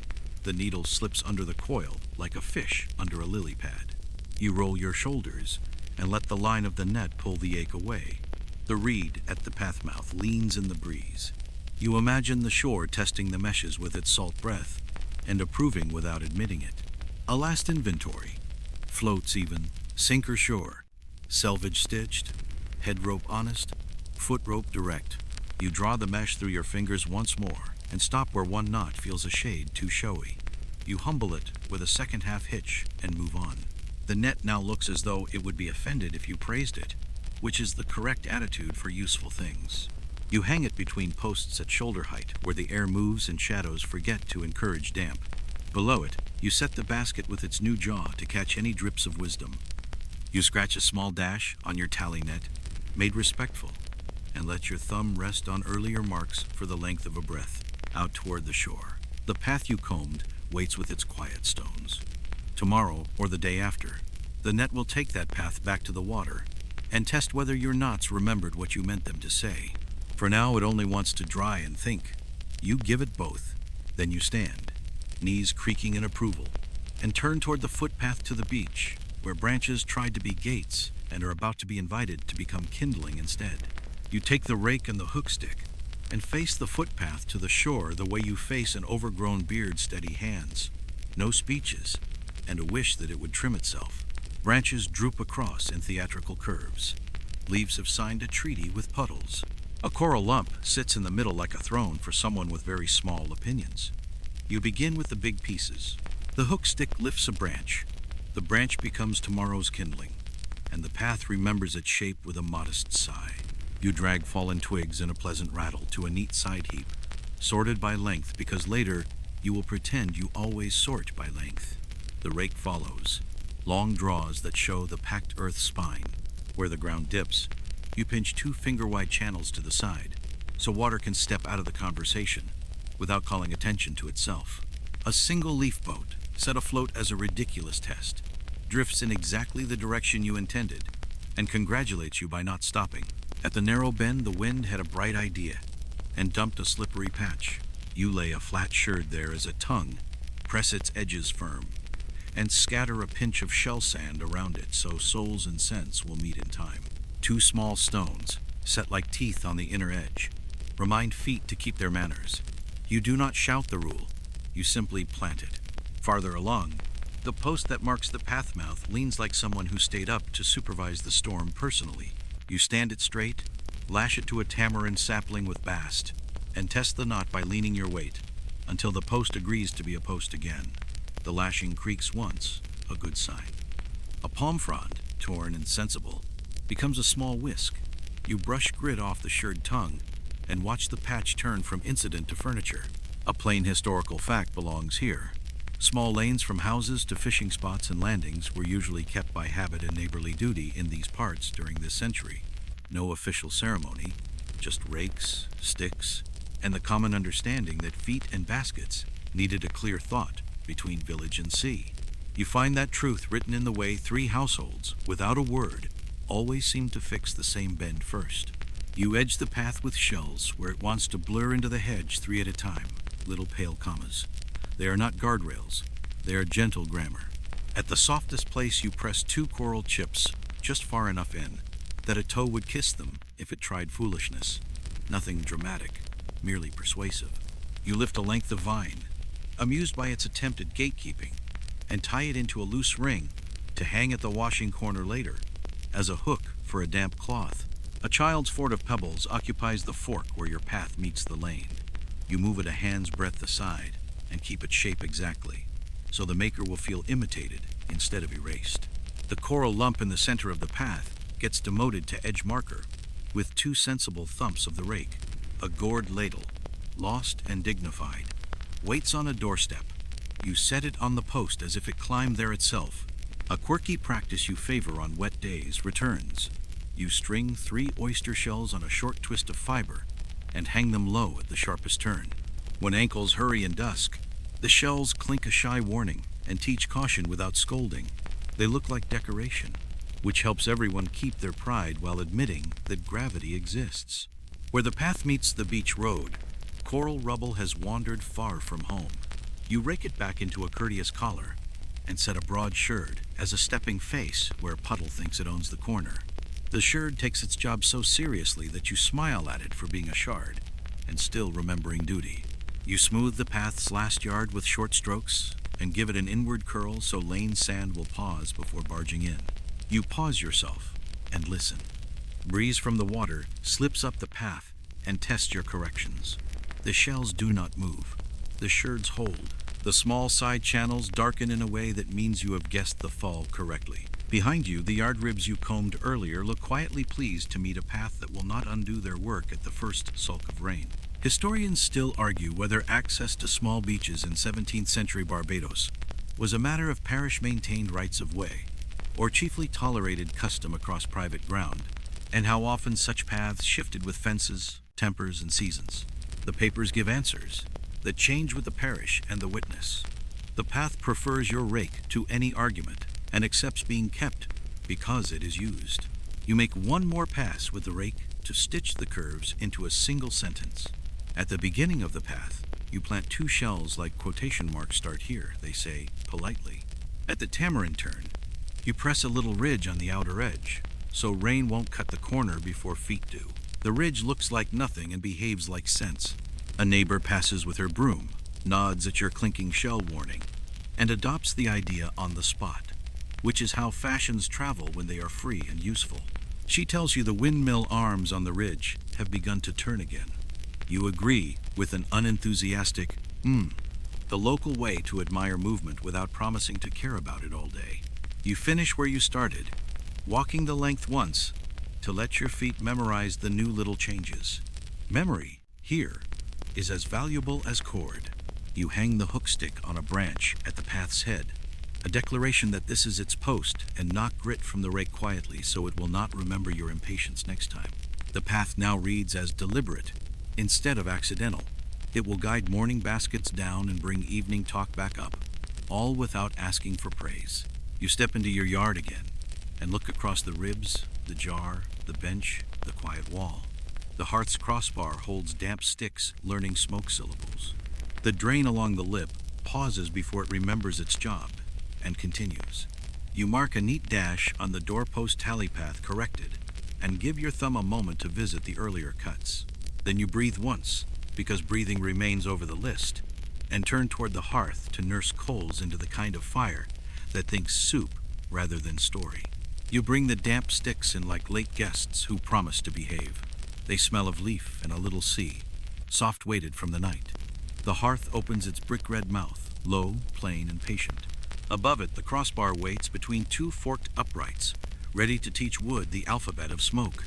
You lay thin twigs first, with space between so air can gossip, then a row of thicker lengths turned on edge, then the honest pieces that will think about being logs after lunch. From the ash pan, you borrow a cup of yesterday's discipline. A thin shake on the hearth floor keeps damp from believing it lives here. You twist 2 cords of coconut husk into shy ropes and set them aside. They are your translators between coal and stick. A small reed, your breath pipe, leans ready, so you can nudge coals awake without kissing soot. Nothing heroic, only the usual choreography of patience. You coax a hiding ember from the back with the reed and a steady whisper of breath. It admits its glow like a guilty child. A sliver of dry palmetto rib accepts the lesson and passes it to a second and third. No flare, just a slow agreement. When the coals think for themselves, you slide on a thin stick and watch one narrow plume climb in a straight, tidy ribbon. Wood begins to learn that hot is a verb. A plain historical fact keeps the corner company. In 17th-century Barbados, cooking commonly happened at open hearths set in lean-tos or separate cookhouses, keeping sparks and heat away from sleeping spaces. Pothooks, crossbars, and rough crane poles were ordinary fittings, with fires built small and close to the work. You feel that practicality in your bones as you add 2 heavier lengths high on the bar, so smoke can speak to wet without shouting. You listen for the damp's confession, a faint hiss at the cut ends, a bead forming and falling from each stick's mouth. You rotate pieces by a finger's width every few minutes so all 4 sides attend the lesson. Drops you catch with a flat sherd laid under the bar. Better to feed clay than to scold coals. The exhale of steaming wood smells like last night finally moving out. You rub the chimney throat with a cloth on a stick, catching 2 thumbnail flakes of soot before they remember ambition. The opening is modest, a lined hole rather than a grand chimney, and it enjoys being groomed. You set a clay saucer of clean sand beside the hearth, a standing rule against drama. Hooks above get a dab of oil with the corner of the rag. Quiet metal is good manners. A small, useful absurdity has its turn.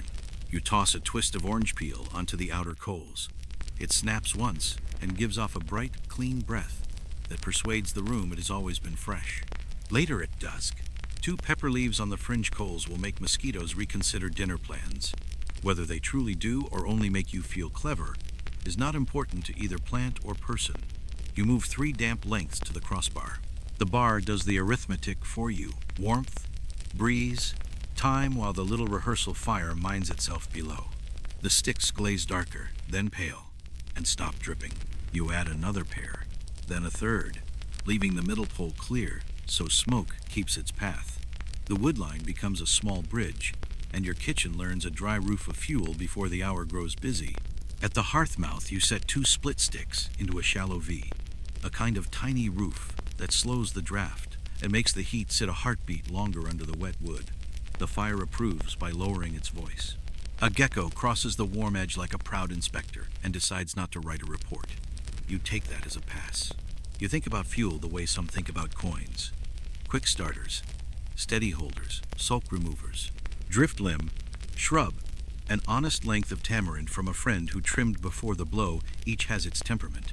You tap ends with your knuckle to hear the dry talk that says yes. Wet answers wobble and confess. You arrange the yeses high, the maybes low, and the no thank yous by the door to sun. Scholars still argue how common brick chimneys, iron trivets, and griddles were in small village kitchens at this date, whether most households worked over 3 stones in a bar, or whether imported iron fittings were already drifting steadily into humble hearths. Lists love big kitchens. Quiet ones like yours leave fewer witnesses. Your own arrangement chooses the older grammar. Bar, hook, pot, sense. You tip a little ash around the hearth front where damp likes to collect and breed small politics. The ash handles it like an old clerk efficient, unsentimental. You nudge the little fire sideways into the stove's belly and feed it a single honest stick, one that will make coals instead of speeches. The bench nearby stops looking worried about wet pans and resumes being a bench. A quirky safety you learned from a cautious ant. 3 shells laid at the hearth lip. If a spark tries an adventure, it lands on white and tattles before it matters. They look like garnish and behave like policy. You've kept them so long you pretend it's tradition. Perhaps it is. You hoist the iron pot briefly to the crossbar's near hook, just to test the height with your eye. A finger's space between flame and belly. No licking, only steady thinking that's the distance a day can trust. The hook remembers its setting. You lower the pot back to the bench to wait its turn. Clay pot, by contrast, will sit on a trivet of 3 stones when it asks for gentle heat. Everyone has their preferences. You referee. Now the rack holds enough dry for supper and tomorrow's start. Damp turns to memory in small, dark pearls at the stick tips, and then stops forming, which is your sign to stop fussing. You sweep the hearth bricks with a quick, shallow pass, so the ash sits level, and future coals will lie politely. The reed goes to its peg. The husk ropes coil loose so they won't learn kinks. The peel's bright ghost fades in the air without apology. You step back and look at what is, after all, only a patient arrangement of wood in moving air. That patience is the whole trick. The crossbar hums a quiet, almost imaginary note as warm passes into dry.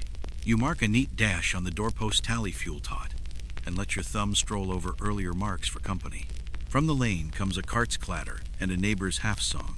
From the washing line, the subdued flap of cloth becoming less itself and more useful. Your fire stares up, content to be modest until called for soup. You leave it to its studies and turn toward the yard lip, where the small drain would like a careful recut before clouds remember what they forgot this morning. You take up the hoe like a pen, meant for correcting a sentence that rambled in the night. The yard's low lip shows the storm's handwriting furrow gone shallow in the middle, proud at the ends, the sort of grammar water loves to misread. You stand still first and let your eyes draw the line you want, from the high almond root to the bright sand of the lane. Then you set the blade down and begin to persuade. The first cut opens the earth with a sigh that smells of clay and last evening's leaf. You pull a narrow ribbon toward you, lay it neatly on the high side, and press the edge of the hoe to seal the new shape. The groove gleams for a heartbeat. You tip a cup of jar water at the uphill end, just a sip to see who believes you. The thread quivers, thinks about 2 unhelpful careers, and then chooses your path. Good. You do not clap for good behavior. You simply repeat the lesson. You work in slow, even strokes.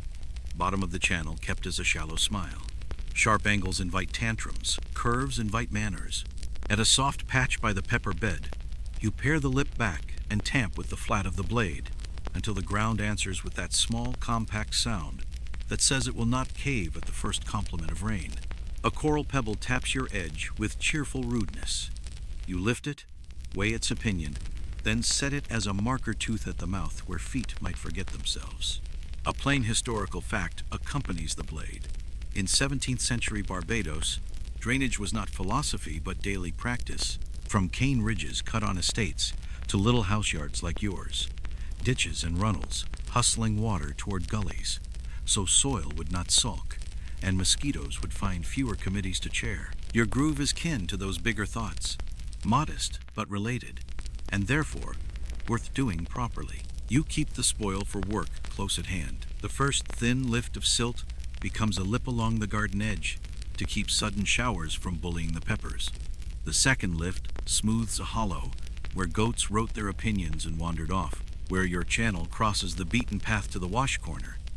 You lay a flat sherd as a small bridge so buckets will not rehearse misfortune. For tests, you prefer demonstrations that look ridiculous and work. A breadfruit leaf corner floats from the top, a green boat that ignores pride. It glides, hesitates where the grade is shy, and tells you exactly where to shave one more whisker from the high side. You oblige. The boat pretends it intended to move all along. You let it keep the story. Pride harms no leaf. You add 3 tiny fingers into the yard short feeders scratched with the hose tip to invite sulking damp toward the main run. Each ends in a scoop no deeper than your thumbprint, a place where grit can confess before it clogs the sentence. The scoops look like nothing and behave like secretaries. At the lane, you brighten the exit with a dusting of shell sand, a pale cue for hurried eyes and for water that likes a sparkling door.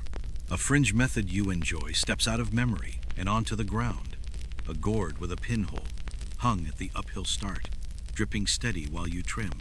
The tiny stream writes the preferred path without making you fetch the dipper every third stroke.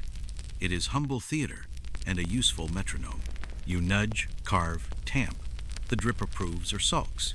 You adjust until sulk becomes approval that doesn't mind being anonymous. You trim a bevel where wall meets soil, a little back cut so rain slides away instead of sitting to brood. Along the base, you press a light backsplash of pebbles in clay under the eaves drip line, a modest apron against the next careless splash. No one will see it under shadow. The wall will feel it and stay grateful. The hoe, amused, keeps its temper. You rest the handle against your shoulder and listen. Breeze walks the yard and finds no puddle worth writing about. A hen steps to the exit, studies your pale sand cue, and obeys it as if she invented it. You erase her commentary with the broom's edge and decline to file a report. Across the lane, a neighbor copies your gourd trick without asking, which is exactly the correct way for free advice to travel. Scholars still argue over timing and detail, how early small provision grounds and village yards here used deliberate contouring and line drains learned from African practice, and how much that careful geometry spread only later as Sugar's ditches trained everyone's eyes. The paper trail gives big fields clear voices and leaves little yards to hum. Your furrow wriggles happily into the humming category and gets on with it.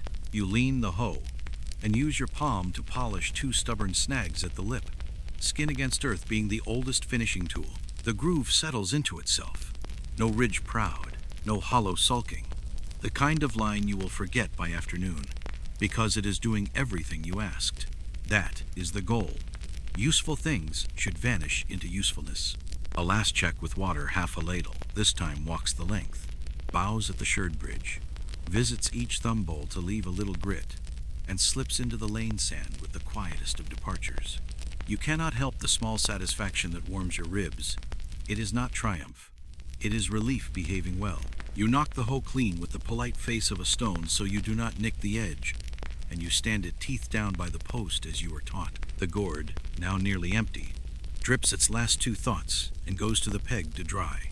You brush the channel once with the broom like a scribe wiping a margin.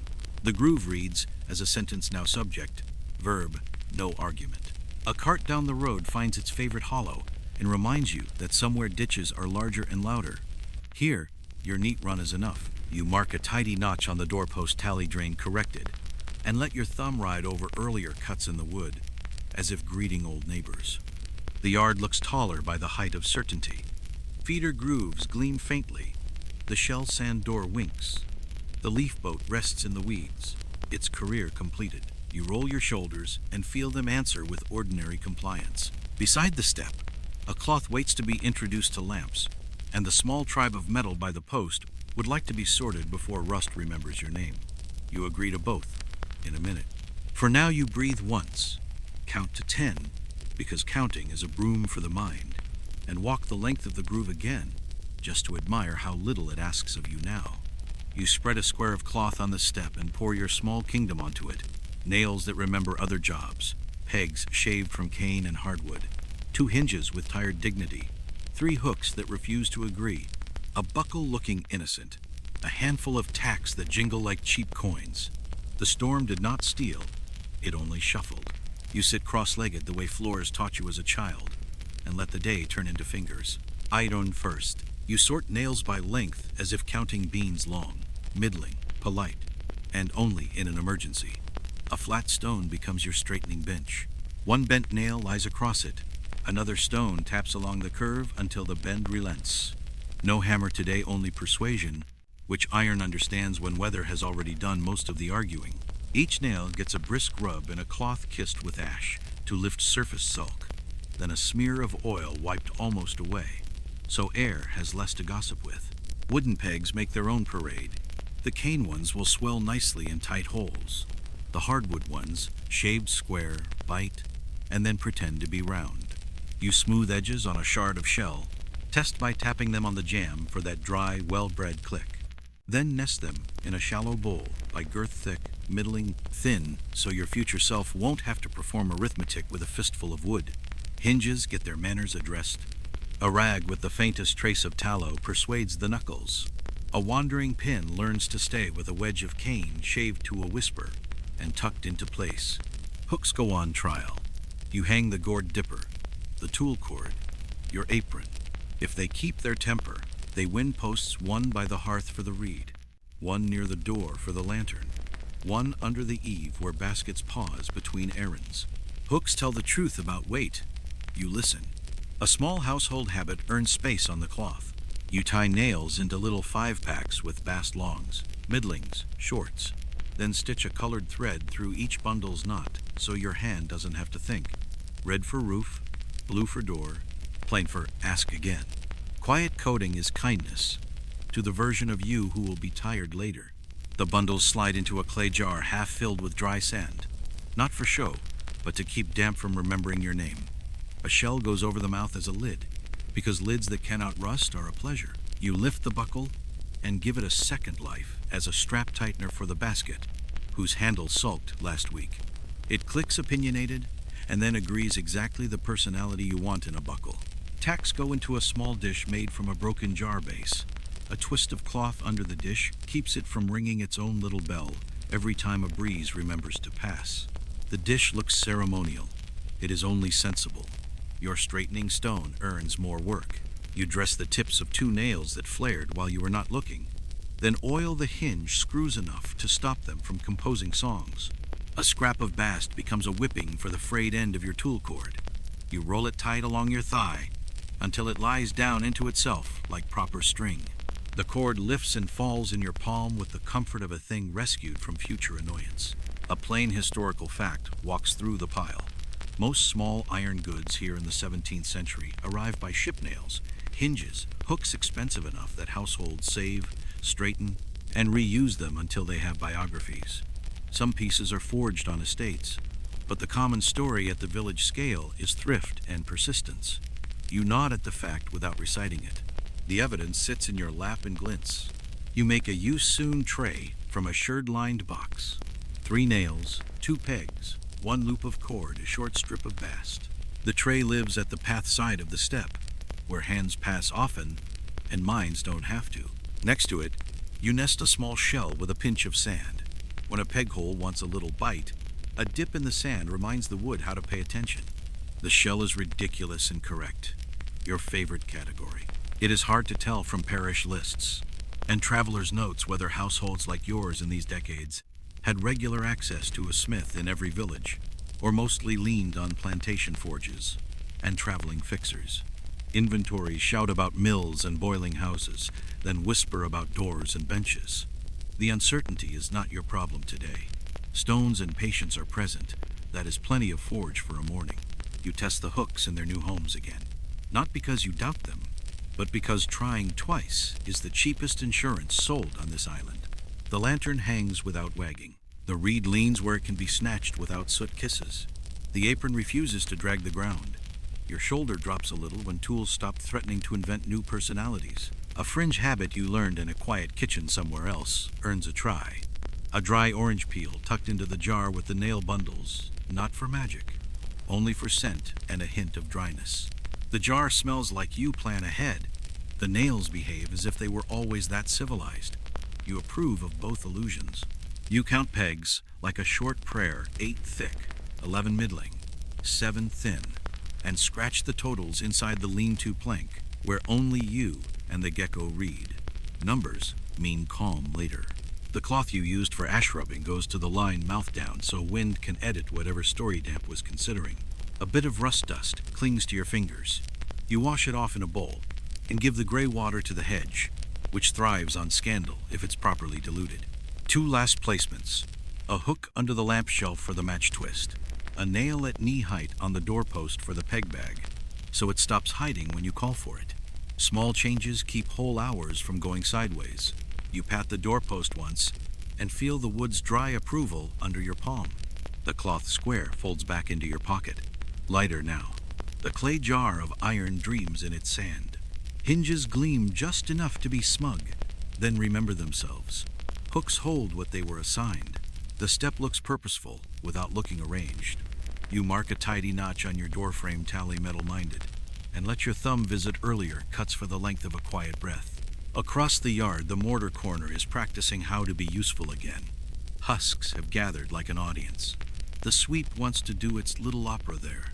You rise, knees unremarkable, and carry the "you soon" tray to the path edge where your hand will ignore it, until the one moment it is needed. The basket handle passes as you go, and pretends it was born with its new jaw. You allow that pretense. The morning has no objection to harmless lies that hold. You set a basket of broken things in a sunlit square, and let them sort themselves by color and confession. Red jar bellies, rim crescents like moons, pale stoneware slices with a memory of glaze, a crowd of plain sherds that clink like very small bells. Storms always collect pottery the way pockets collect sand. You kneel, and the basket becomes a toolbox. The thickest curves, old jar bottoms, go to the drainer's heap. You rub their edges smooth on a flat stone so tomorrow's fingers will forgive today's zeal. 1, 2, 3, set under pots so soil can breathe, and water can leave without writing its memoir. A rim piece tries to wobble. You seat it on packed earth until it learns steadiness. Broken things teach steadiness to other broken things. You approve of the economy. Next are edge makers. You lay sherds along the pepperbed path, half buried, mouths outward, curve, corner, curve, a quiet row of teeth. A shake of shell sand settles between them and makes a bright grammar that will help tired feet later. You fit 2 flat slices to span a soft spot, a tiny bridge for a child who always cuts across, despite being related to you. The bridge looks like ornament and behaves like policy. A plain historical fact walks calmly through your hands. Across 17th-century Barbados, coarse earthenware broke often and worked longer fragments reused for drainage in jars and beds, for edging paths, for little stepping faces where rain nagged. Big clay storage vessels, some imported olive jars repurposed. Some local left generous shards that became ordinary garden furniture. Your garden nods at the fact by becoming easier to live with. You set aside handle slivers for scrapers perfect for teasing batter from a bowl, or lifting a stubborn scale from a board. One handle fits your thumb like kin and goes straight to the apron pocket. A bright blue and white chip tucks at the plantain's foot. Quirky people say a cheerful shard near a root sweetens tempers underground. Sensible people say it only pleases the eye. You hold space for both truths and call it horticulture. Flat reddish pieces find new careers as tongues. One slides beneath the bamboo spill over the jar, so water arrives without splashing grit. Another caps the tiny culvert at the furrow's mouth, keeping runoff from flirting with bare toes. A thin tile goes under the lamp shelf foot, so wood will not drink damp in sulking weather. Every sherd that disappears into function feels like a sentence finished. You crush a handful of crumbs into future grit, poured into a small jar for scouring and for persuading slick steps to regain their modesty. The largest red curve becomes a base for a shallow tray, where matches and a twist of palm fiber sleep. Flame deserves a tidy bed. A wedge shored under the wobbly stool leg hushes it into good manners. The stool tries to look as if it was born dignified. You let it. At the basil pot, you pour a saucer of small fragments, then set the pot back on its clattery raft. The next rain will not make sulk at the roots. Basil leans as if you were clever. You tell it not to encourage you. The compost corner gets a collar of sherds to keep seaweed mats from sliding downhill on mischievous nights. The collar winks red between green and pretends it always lived there. You pause, holding a pale slice that might be English stoneware, or might be wishful thinking in your fingers. Historians still argue how much everyday pottery in village households here was imported in these decades, and how early locally made call-a-nowhere took on the work. The documents speak louder about mills than about kitchens. Your basket declines to testify. It only proves that usefulness is multilingual. Back at the path, hens consider your edging. You press the pieces deeper at the corners where beaks enjoy editorial work. Between two sherds, you plant 3 small shells like commas so water slows and drops grit before crossing into peppers. A child arrives, sees the tiny bridge, and tests it with ceremonial care. It holds like a truth that never needed a speech. A rim crescent goes beside the door as a shallow soap dish. Wet bars behave better when they own their puddles. A triangular chip wedges the shutter bar, so it will quit muttering in certain winds. 2 nearly matching slices become small pedestals for bottles that like to daydream about falling. Pedestals end daydreams without hurting feelings. You rinse the hands that turned red with dust, and the rinse goes under the hedge soil there, enjoys gossip if diluted. You set 3 prettier pieces to dry on the warm step for future trays, because your eye also deserves small wages. The basket's bottom shows, the clink has quieted. Broken things have become infrastructure, which is their favorite trick. A mainstream habit turns into a single nod. Edging the lane's mouth with 2 sherds keeps bright sand from strolling in uninvited. You tuck them just proud of the ground so they speak without tripping. The yard absorbs the adjustment like a modest compliment.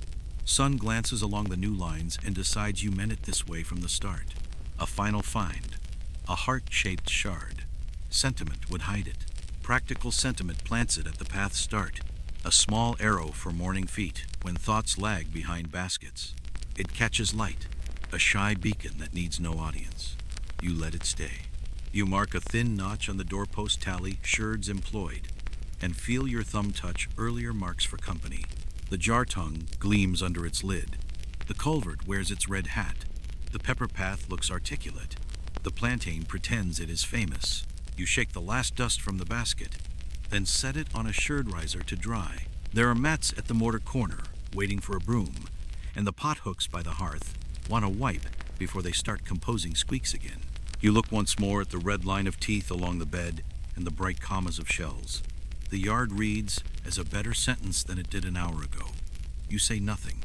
That is praise enough. You open the coop where the storm left little biographies, damp straw, a fan of feathers, 3 dignified hens pretending they did not discuss panic. You lift the roost poles and lean them in sun. A shallow scrape gathers the top layer of litter into a neat hill.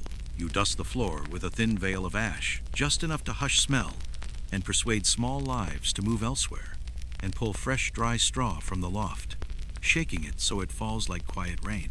Roosts return with their best faces forward, ends set on sherd blocks to keep damp from borrowing them. Feed corners get remodeled. You sweep grain husks into a pan, tap the pan so the heavier sand confesses, and send the husks to the compost. A clay dish of water sits on a flat shard. You rinse and set it back, rim wiped where beaks tell stories. You rub the door latch with a breath of oil so it will not find its voice at night. One hen presents an egg with no commentary. You accept it with the same. A small, plain fact fits this corner. Ash is an old friend in these islands scattered under roosts and around thresholds to keep damp shy and fleas and smells modest. Your hand spreads it the way your elders did. Not as a cure for everything, but as a habit that keeps nothing from becoming a nuisance. A fringe touch, more neighborly than scientific, tucks into place. A sprig of sour orange peel hung above the doorway to cheer the air, and some say to discourage biting flies who dislike bravado. Whether flies can read cheer is their business. The peel keeps its own counsel and gives you a pleasant breath when you pass. You mend one low fence rail where a goat considered democracy. 2 pegs, a length of bast, a steady knee. The rail remembers its purpose. Along the coops outside, you scatter a spoon of crushed shell, so rain splashing from eaves will lose its mischief. You set the nest basket on a small sherd pedestal, so eggs will sit drier than last night taught them to. Records for these years say a great deal about sugar and mills, and little about coops and rails. Whether most small yards here kept foul and tidy houses like this, or simply under lean boughs with a fence is unclear. The paper trail looks past eggs to larger profits. Your hens prefer a door that shuts, and a floor that does not sulk. You believe what they believe. You finish by washing your hands with a pinch of sand at the basin, and tipping the gray water under the hedge. The roosts, newly dry, go back with their smooth sides up. A hen hops on, makes the hen sound that means acceptable, and faces east with the dignity of a weather vane. You leave the door propped and the shade arranged so the house can breathe. It does. You walk the hedge and fence the way one reads a slow sentence finger on the words. Palmetto stakes meet cane rails. Vast lashings hold their memories. A few have loosened in the night's rehearsal. You tug a lashing, it sighs, and agrees to be retied. Bast warms in your hands, twists obediently, seats with a small squeak against the post. A short wedge of sherd goes under a wobbly foot, and the line straightens like a thought that finally found its verb. Shell markers that keep the path neat have wandered. You press them deeper at the corners and add 2 new commas where feet always hurry. At the gate, you tie a small plate of palm strips, nothing fancier than a handle that behaves with wet fingers. The swing improves. The sound of closing becomes a soft wooden hello instead of a complaint. A straightforward fact suits the fence. Along this coast in these years, palmetto and cane, with occasional tamarind or sea, almond posts, build most small enclosures. Lashings of hibiscus, bast, or twisted grass keep wood true without iron, where iron is precious. Your own rails show the rule simple, local, repairable with patience instead of coin. A modest, curious habit, half charm, half service, hangs from one rail. 3 shell halves on a cord. When wind worries, they tinkle a polite alarm. When the yard naps, they look decorative enough to be forgiven. Some neighbors prefer a string of dried seed pods. Either way, the fence finds its voice before trouble thinks to knock. You pack a shallow run of soil under the worst gap so pups and small children must choose honesty. Near the compost, a stake leans. You press it straight with your shoulder, then bind it to its neighbor with a cross lashing that remembers boats more than fences. The cross makes the 2 behave as one. What maps and lists cannot decide is how uniform such boundaries were across village yards in the 17th century. Whether certain patterns came early with people who knew them elsewhere, or whether hedges, rails, and shell grammar grew yard by yard from the island's own conversation. You let the uncertainty pass like a cloud and keep nodding, because the goat who appreciates your theory has not yet been born. At the hedge root, you tuck seaweed mulch thinly, then pin it with twigs so breeze will not argue. You press a small trench inside the fence line to catch splash and lead it to the furrow. 2 pebbles mark the trench's mouth, a quiet signpost for senses that are tired at dusk. The gate closes with the right kind of weight. You step back. The rails lie straight. The lashings talk only when asked. The shells gleam once and then mind their manners. The yard now holds itself the way a good sentence does, no gaps for mischief to slip through. You nod and pocket the leftover bast for some other corner's memory. You take the gourd and walk the gully path to the spring where the storm scribbled leaves across clear water. The shade smells fern green and stone cool. You kneel on a flattish rock, set your gourd, and comb the surface with a branch, teasing aside twigs and the brown confetti of yesterday's trees. The overflow lip wears a beard of moss.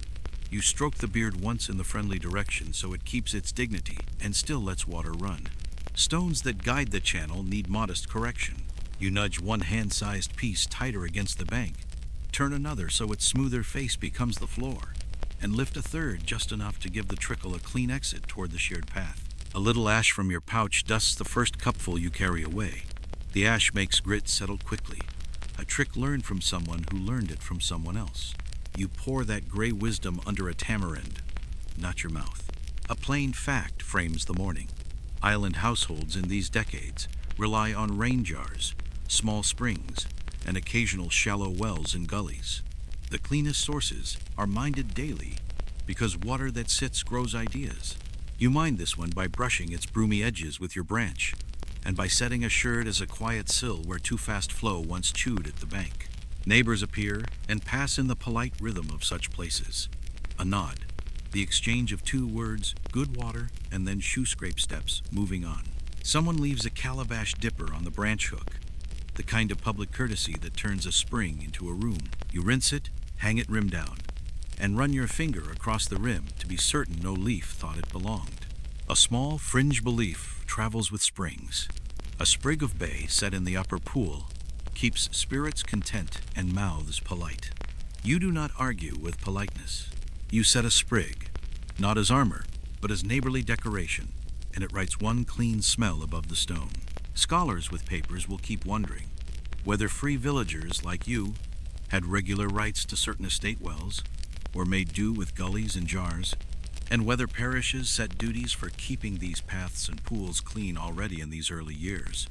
Surviving rules speak in big rooms. This little green room speaks by being clear. You listen to it, which is rule enough. You fill your gourd from the quietest part water, taken when the surface forgets to move, and cover it with a cloth that smells like sun. A stone the size of your palm becomes a step where the bank was troublesome. You test it with your heel and find it honest. At the exit, you lay 2 shells like pale eyes to remind feet where not to scramble. The spring answers with the sound that sits between drip and hush.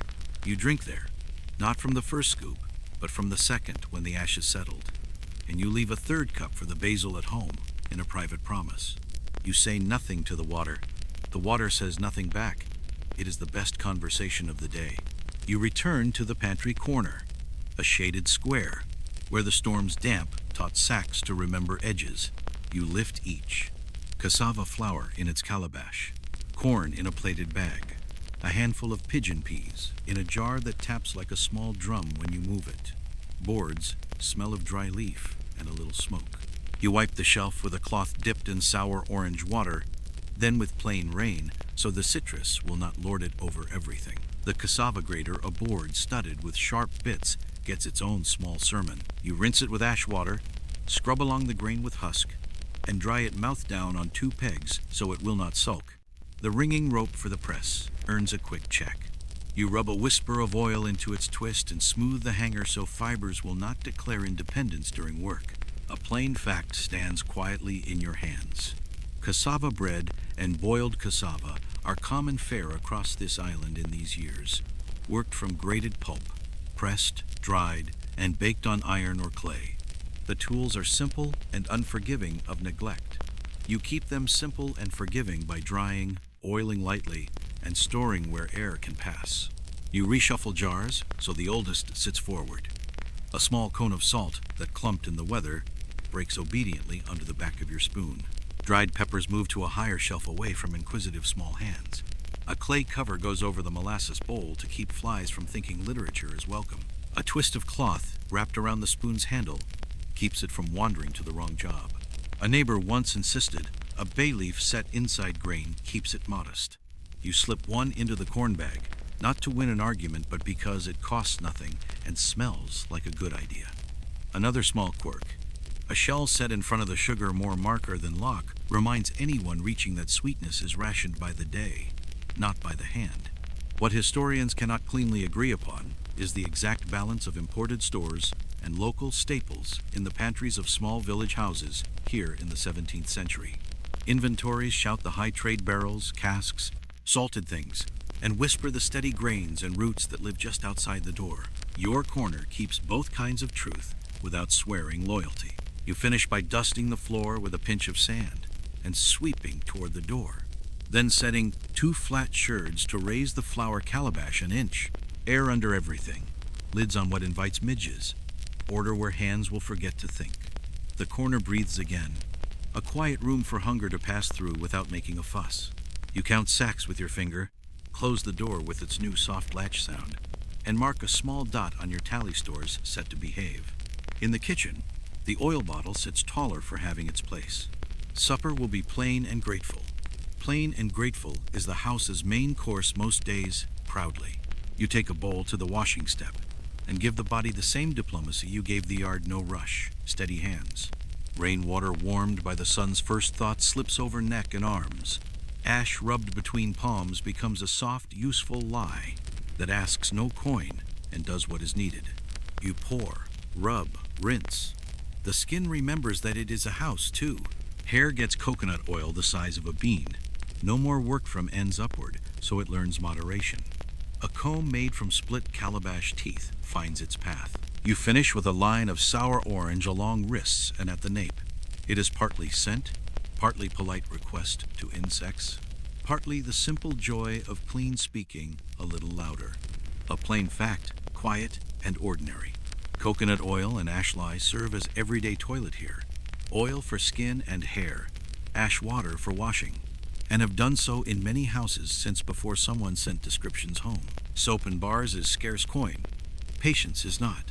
You practice the kind that costs time, and it pays as it always does. Neighbors keep small fringe convictions alive. A dab of crushed allspice behind the ear sharpens the morning. A braid tied with a red thread keeps headaches humble. Whether either keeps its promise is not your concern.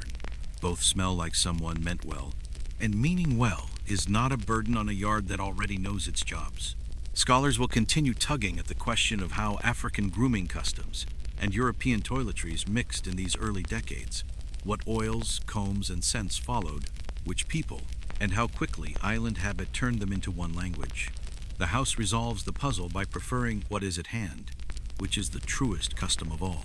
You carry mats and bedding into a line of shade sun, the dapple that dries without scolding. A beating stick taps dust from the weave with the old respectful rhythm, 4 taps, pause. 4 taps so fibers do not sulk. You hang a curtain cloth where breeze can teach it to be less like last night and more like air. Feet come last. You rub a pebble over heels, wash again, then step on the shell sand strip you laid earlier. It gives a little, then offers grip, a modest agreement between ground and skin.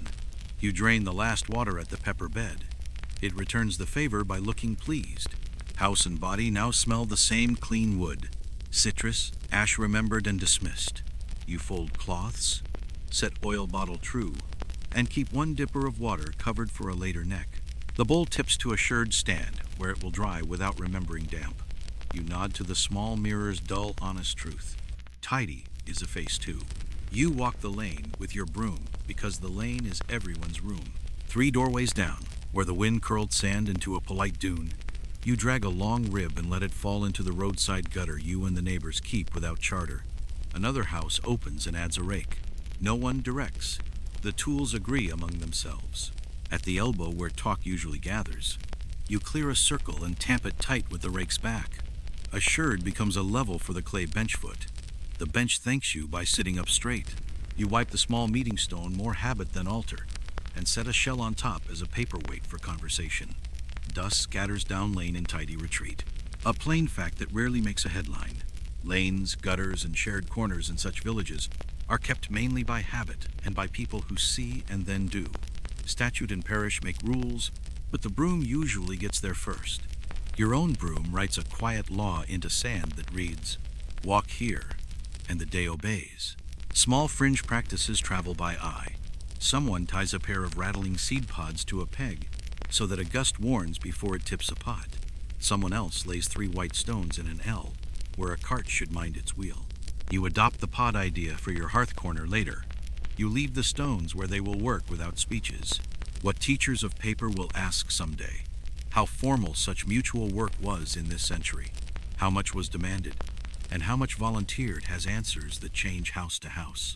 Many hands here own their mornings and lend them in slices. None keeps a book big enough to please a future argument. The circle in the lane is swept regardless. You lay shell sand where an elder walks, richer than at your own door, because her steps deserve brightness. The neighbor boy experiments with a pattern of scallops. You approve without correcting his arithmetic. Wind lifts a shirt on a line and thinks about mischief. You pin its mouth closed and rescue someone's patience. When the circle in the lane looks deliberate instead of accidental, the talk starts without being called. A fish rumor, a mill rumor, a brief weather guess, all placed on the swept ground and then forgotten like copper you do not wish to count. You carry your broom home, leaving the path a touch more articulate than yesterday. Back at your door, the jar glints its small approval. You note a dot on your tally lane because private lists should remember public kindness. The room inside smells like lime and not like last night. The day, which began with roofs and jars, finds itself at the easy middle. Things done, things waiting, nothing shouting. You prefer that grammar. You visit the little drying frame near the shore, the one that stands like a modest gate for wind. Last night's blow salted its ropes and seeded sand in each corner. You knock the frame with your knuckles. It answers with an honest thud. The cross pieces get a husk rub, then a cloth wiped in rain, then sun on one side only so wood won't learn a twist. You retie 2 lashings that tried to be clever. the knot seated down with a firm pull that means enough. The board where fish sometimes rest receives ash water and a small sermon about rinsing. You scour gently, grain-friendly, and angle it in breeze until it smells like wood again. If there is drying to do later, the board will be prepared enough for it. If not, readiness is still a kind of work. A plain fact whispers through this corner. Along these coasts, small fish run down with hand nets, lines, or seines are often salted and sun-cured on frames or boards. A common economy shared by many houses. Salt, shade, and watchful eyes do most of the job.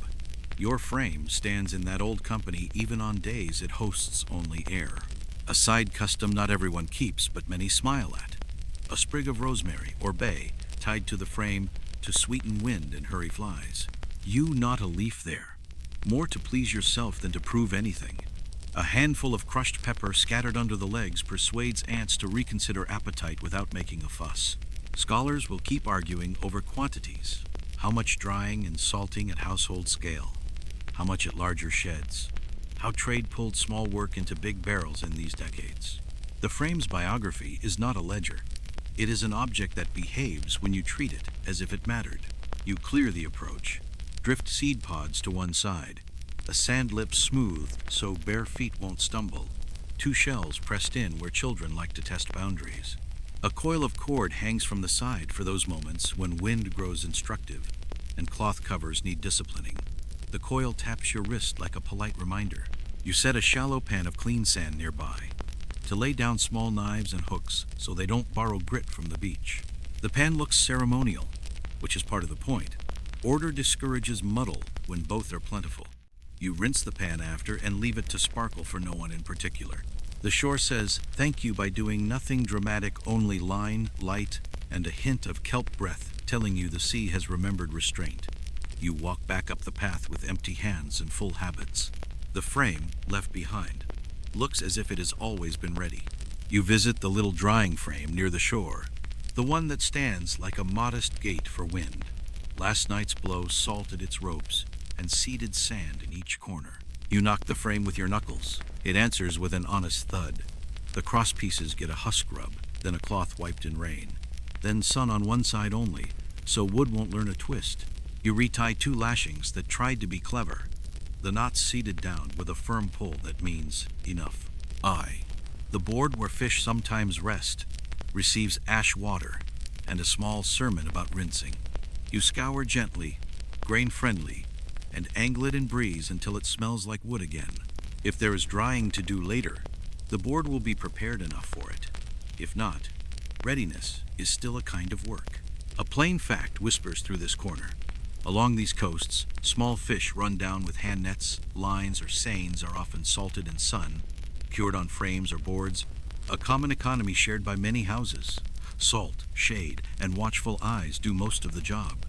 Your frame stands in that old company even on days it hosts only air. A side custom not everyone keeps, but many smile at. A sprig of rosemary or bay tied to the frame to sweeten wind and hurry flies. You not a leaf there, more to please yourself than to prove anything.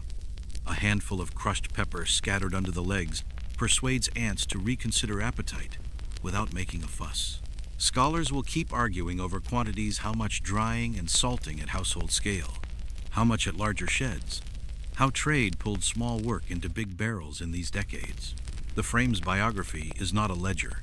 It is an object that behaves when you treat it as if it mattered. You clear the approach, drift seed pods to one side, a sand lip smooth so bare feet won't stumble, 2 shells pressed in where children like to test boundaries. A coil of cord hangs from the side for those moments when wind grows instructive and cloth covers need disciplining. The coil taps your wrist like a polite reminder. You set a shallow pan of clean sand nearby to lay down small knives and hooks so they don't borrow grit from the beach. The pan looks ceremonial, which is part of the point. Order discourages muddle when both are plentiful. You rinse the pan after and leave it to sparkle for no one in particular. The shore says thank you by doing nothing dramatic, only line, light, and a hint of kelp breath, telling you the sea has remembered restraint. You walk back up the path with empty hands and full habits. The frame, left behind, looks as if it has always been ready. You bank the coals because night likes a fire that remembers but does not boast. Ash draws over the red like a modest blanket. A single stick lays across as a bookmark for morning. The lamp takes its place on the shelf you trusted at noon, wick trimmed to a small teardrop that knows better than to smoke. The lantern near the door keeps a quiet watch. You touch its bail and learn that it is content. Shutters test their manners. Each bar slides home and says nothing. The jar lid sits on its spacers, with an air of having made the decision itself. The reed for coaxing coals returns to its hook. The match twist tucks under its small shell. The step gets one last palm of shell sand, so dawn will find it ready without waking you with opinions. A plain fact that prefers to be simple. Households in these years made evening by reducing, not by adding banked hearths, low lamps, shutters drawn, beds aired and brought back in. A yard that spent all day shedding water now sheds light gently and keeps sparks modest. You follow the habit because it has fewer ways to fail.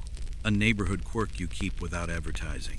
One small pebble placed on the outer sill, moved quietly by any passer to the other side to say, "I went by and all is well." It is a message system without words, useful when voices would be rude.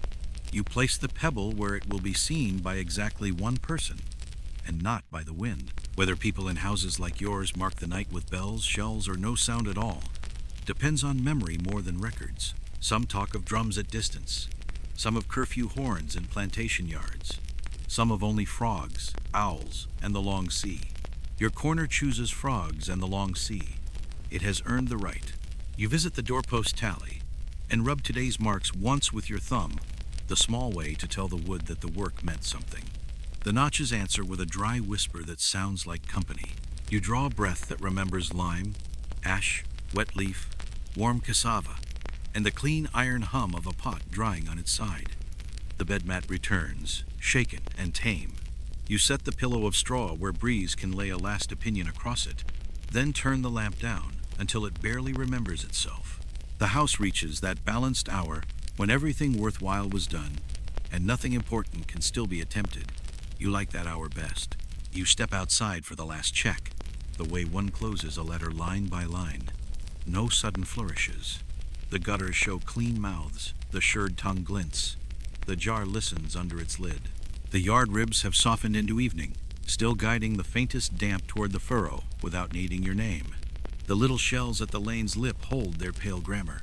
The path to the shore reads as if the day wrote it this morning and decided not to revise. A plain fact, the kind that makes a home rather than a book.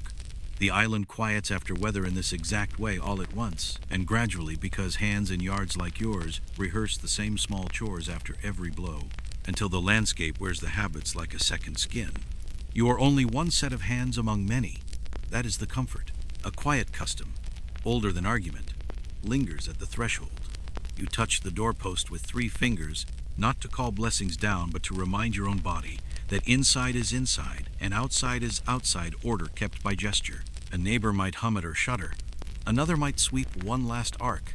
A third might do nothing at all. All 3 are correct. As for the paper questions exactly which tools, which plants, which borrowed tricks, which parish rules, in which decade there is ink enough to debate and not enough to settle. Scholars will keep their tidy quarrels. Your tally and your tiredness report a simpler truth. The storm arrived. You answered. The house and yard now resemble themselves again. The lamp throws a modest coin of light on the scrub step. Frogs make their thread of sound. Far off, the mill on the ridge turns a single arm and then loses interest. The sea rehearses its hush without asking for an audience. The jar cools. The hearth mumbles. The coop murmurs feathers. You close the door to the size of a thumb and let the air finish the day for you. You lie down, and the mat recognizes your shape. The house keeps breathing. Your hands remember bast and ash and small knots and smooth boards, and the feel of water deciding to be clear. Sleep rehearses at the edge of thought, and being encouraged, becomes itself without spectacle. Night lies over the roof in a clean, even sheet. You breathe the room the way the room breathes you slow in, slower out, until each part of the day loosens from its task and turns into quiet. The jar holds stillness. The yard holds pattern without effort. The drain keeps its line whether watched or not. You have made a collection of small obediences, and now they keep you company by doing nothing. The air carries the afterscent of lime, of cooled clay, of dry palm. A thread of smoke drifts up the chimney throat, shy and content. The lamp is a low, patient bead. You shelve thoughts the way you shelve spoons one, then another. Not because they are heavy, but because the shelf is real and asking to be used. Breath sits on its own shelf and stays there. Sleep comes the way the water went through cloth earlier, steady, without argument. It passes the same way the rake passed over damp earth, long, quiet strokes that make no claim beyond their own usefulness. In the lane, a shell tinks once and then decides the wind is joking. The sea arranges its hush in longer strings. The house makes only the sounds you chose for it to make. Tomorrow is already made easier by what you did without hurry. Gutters remember their fall. Wood remembers dry. The path remembers its commas. Nothing important will need to ask to be remembered. You turn once, find the cool side of the pillow, and it is the sanded board of sleep, plain, smooth, no splinters. You rest inside the same order you gave away, the way a harbor rests in the same curve as its shore. Hands, feet, tools, leaves, shells, jars, each in its place. As if they always knew, the night has no end to declare.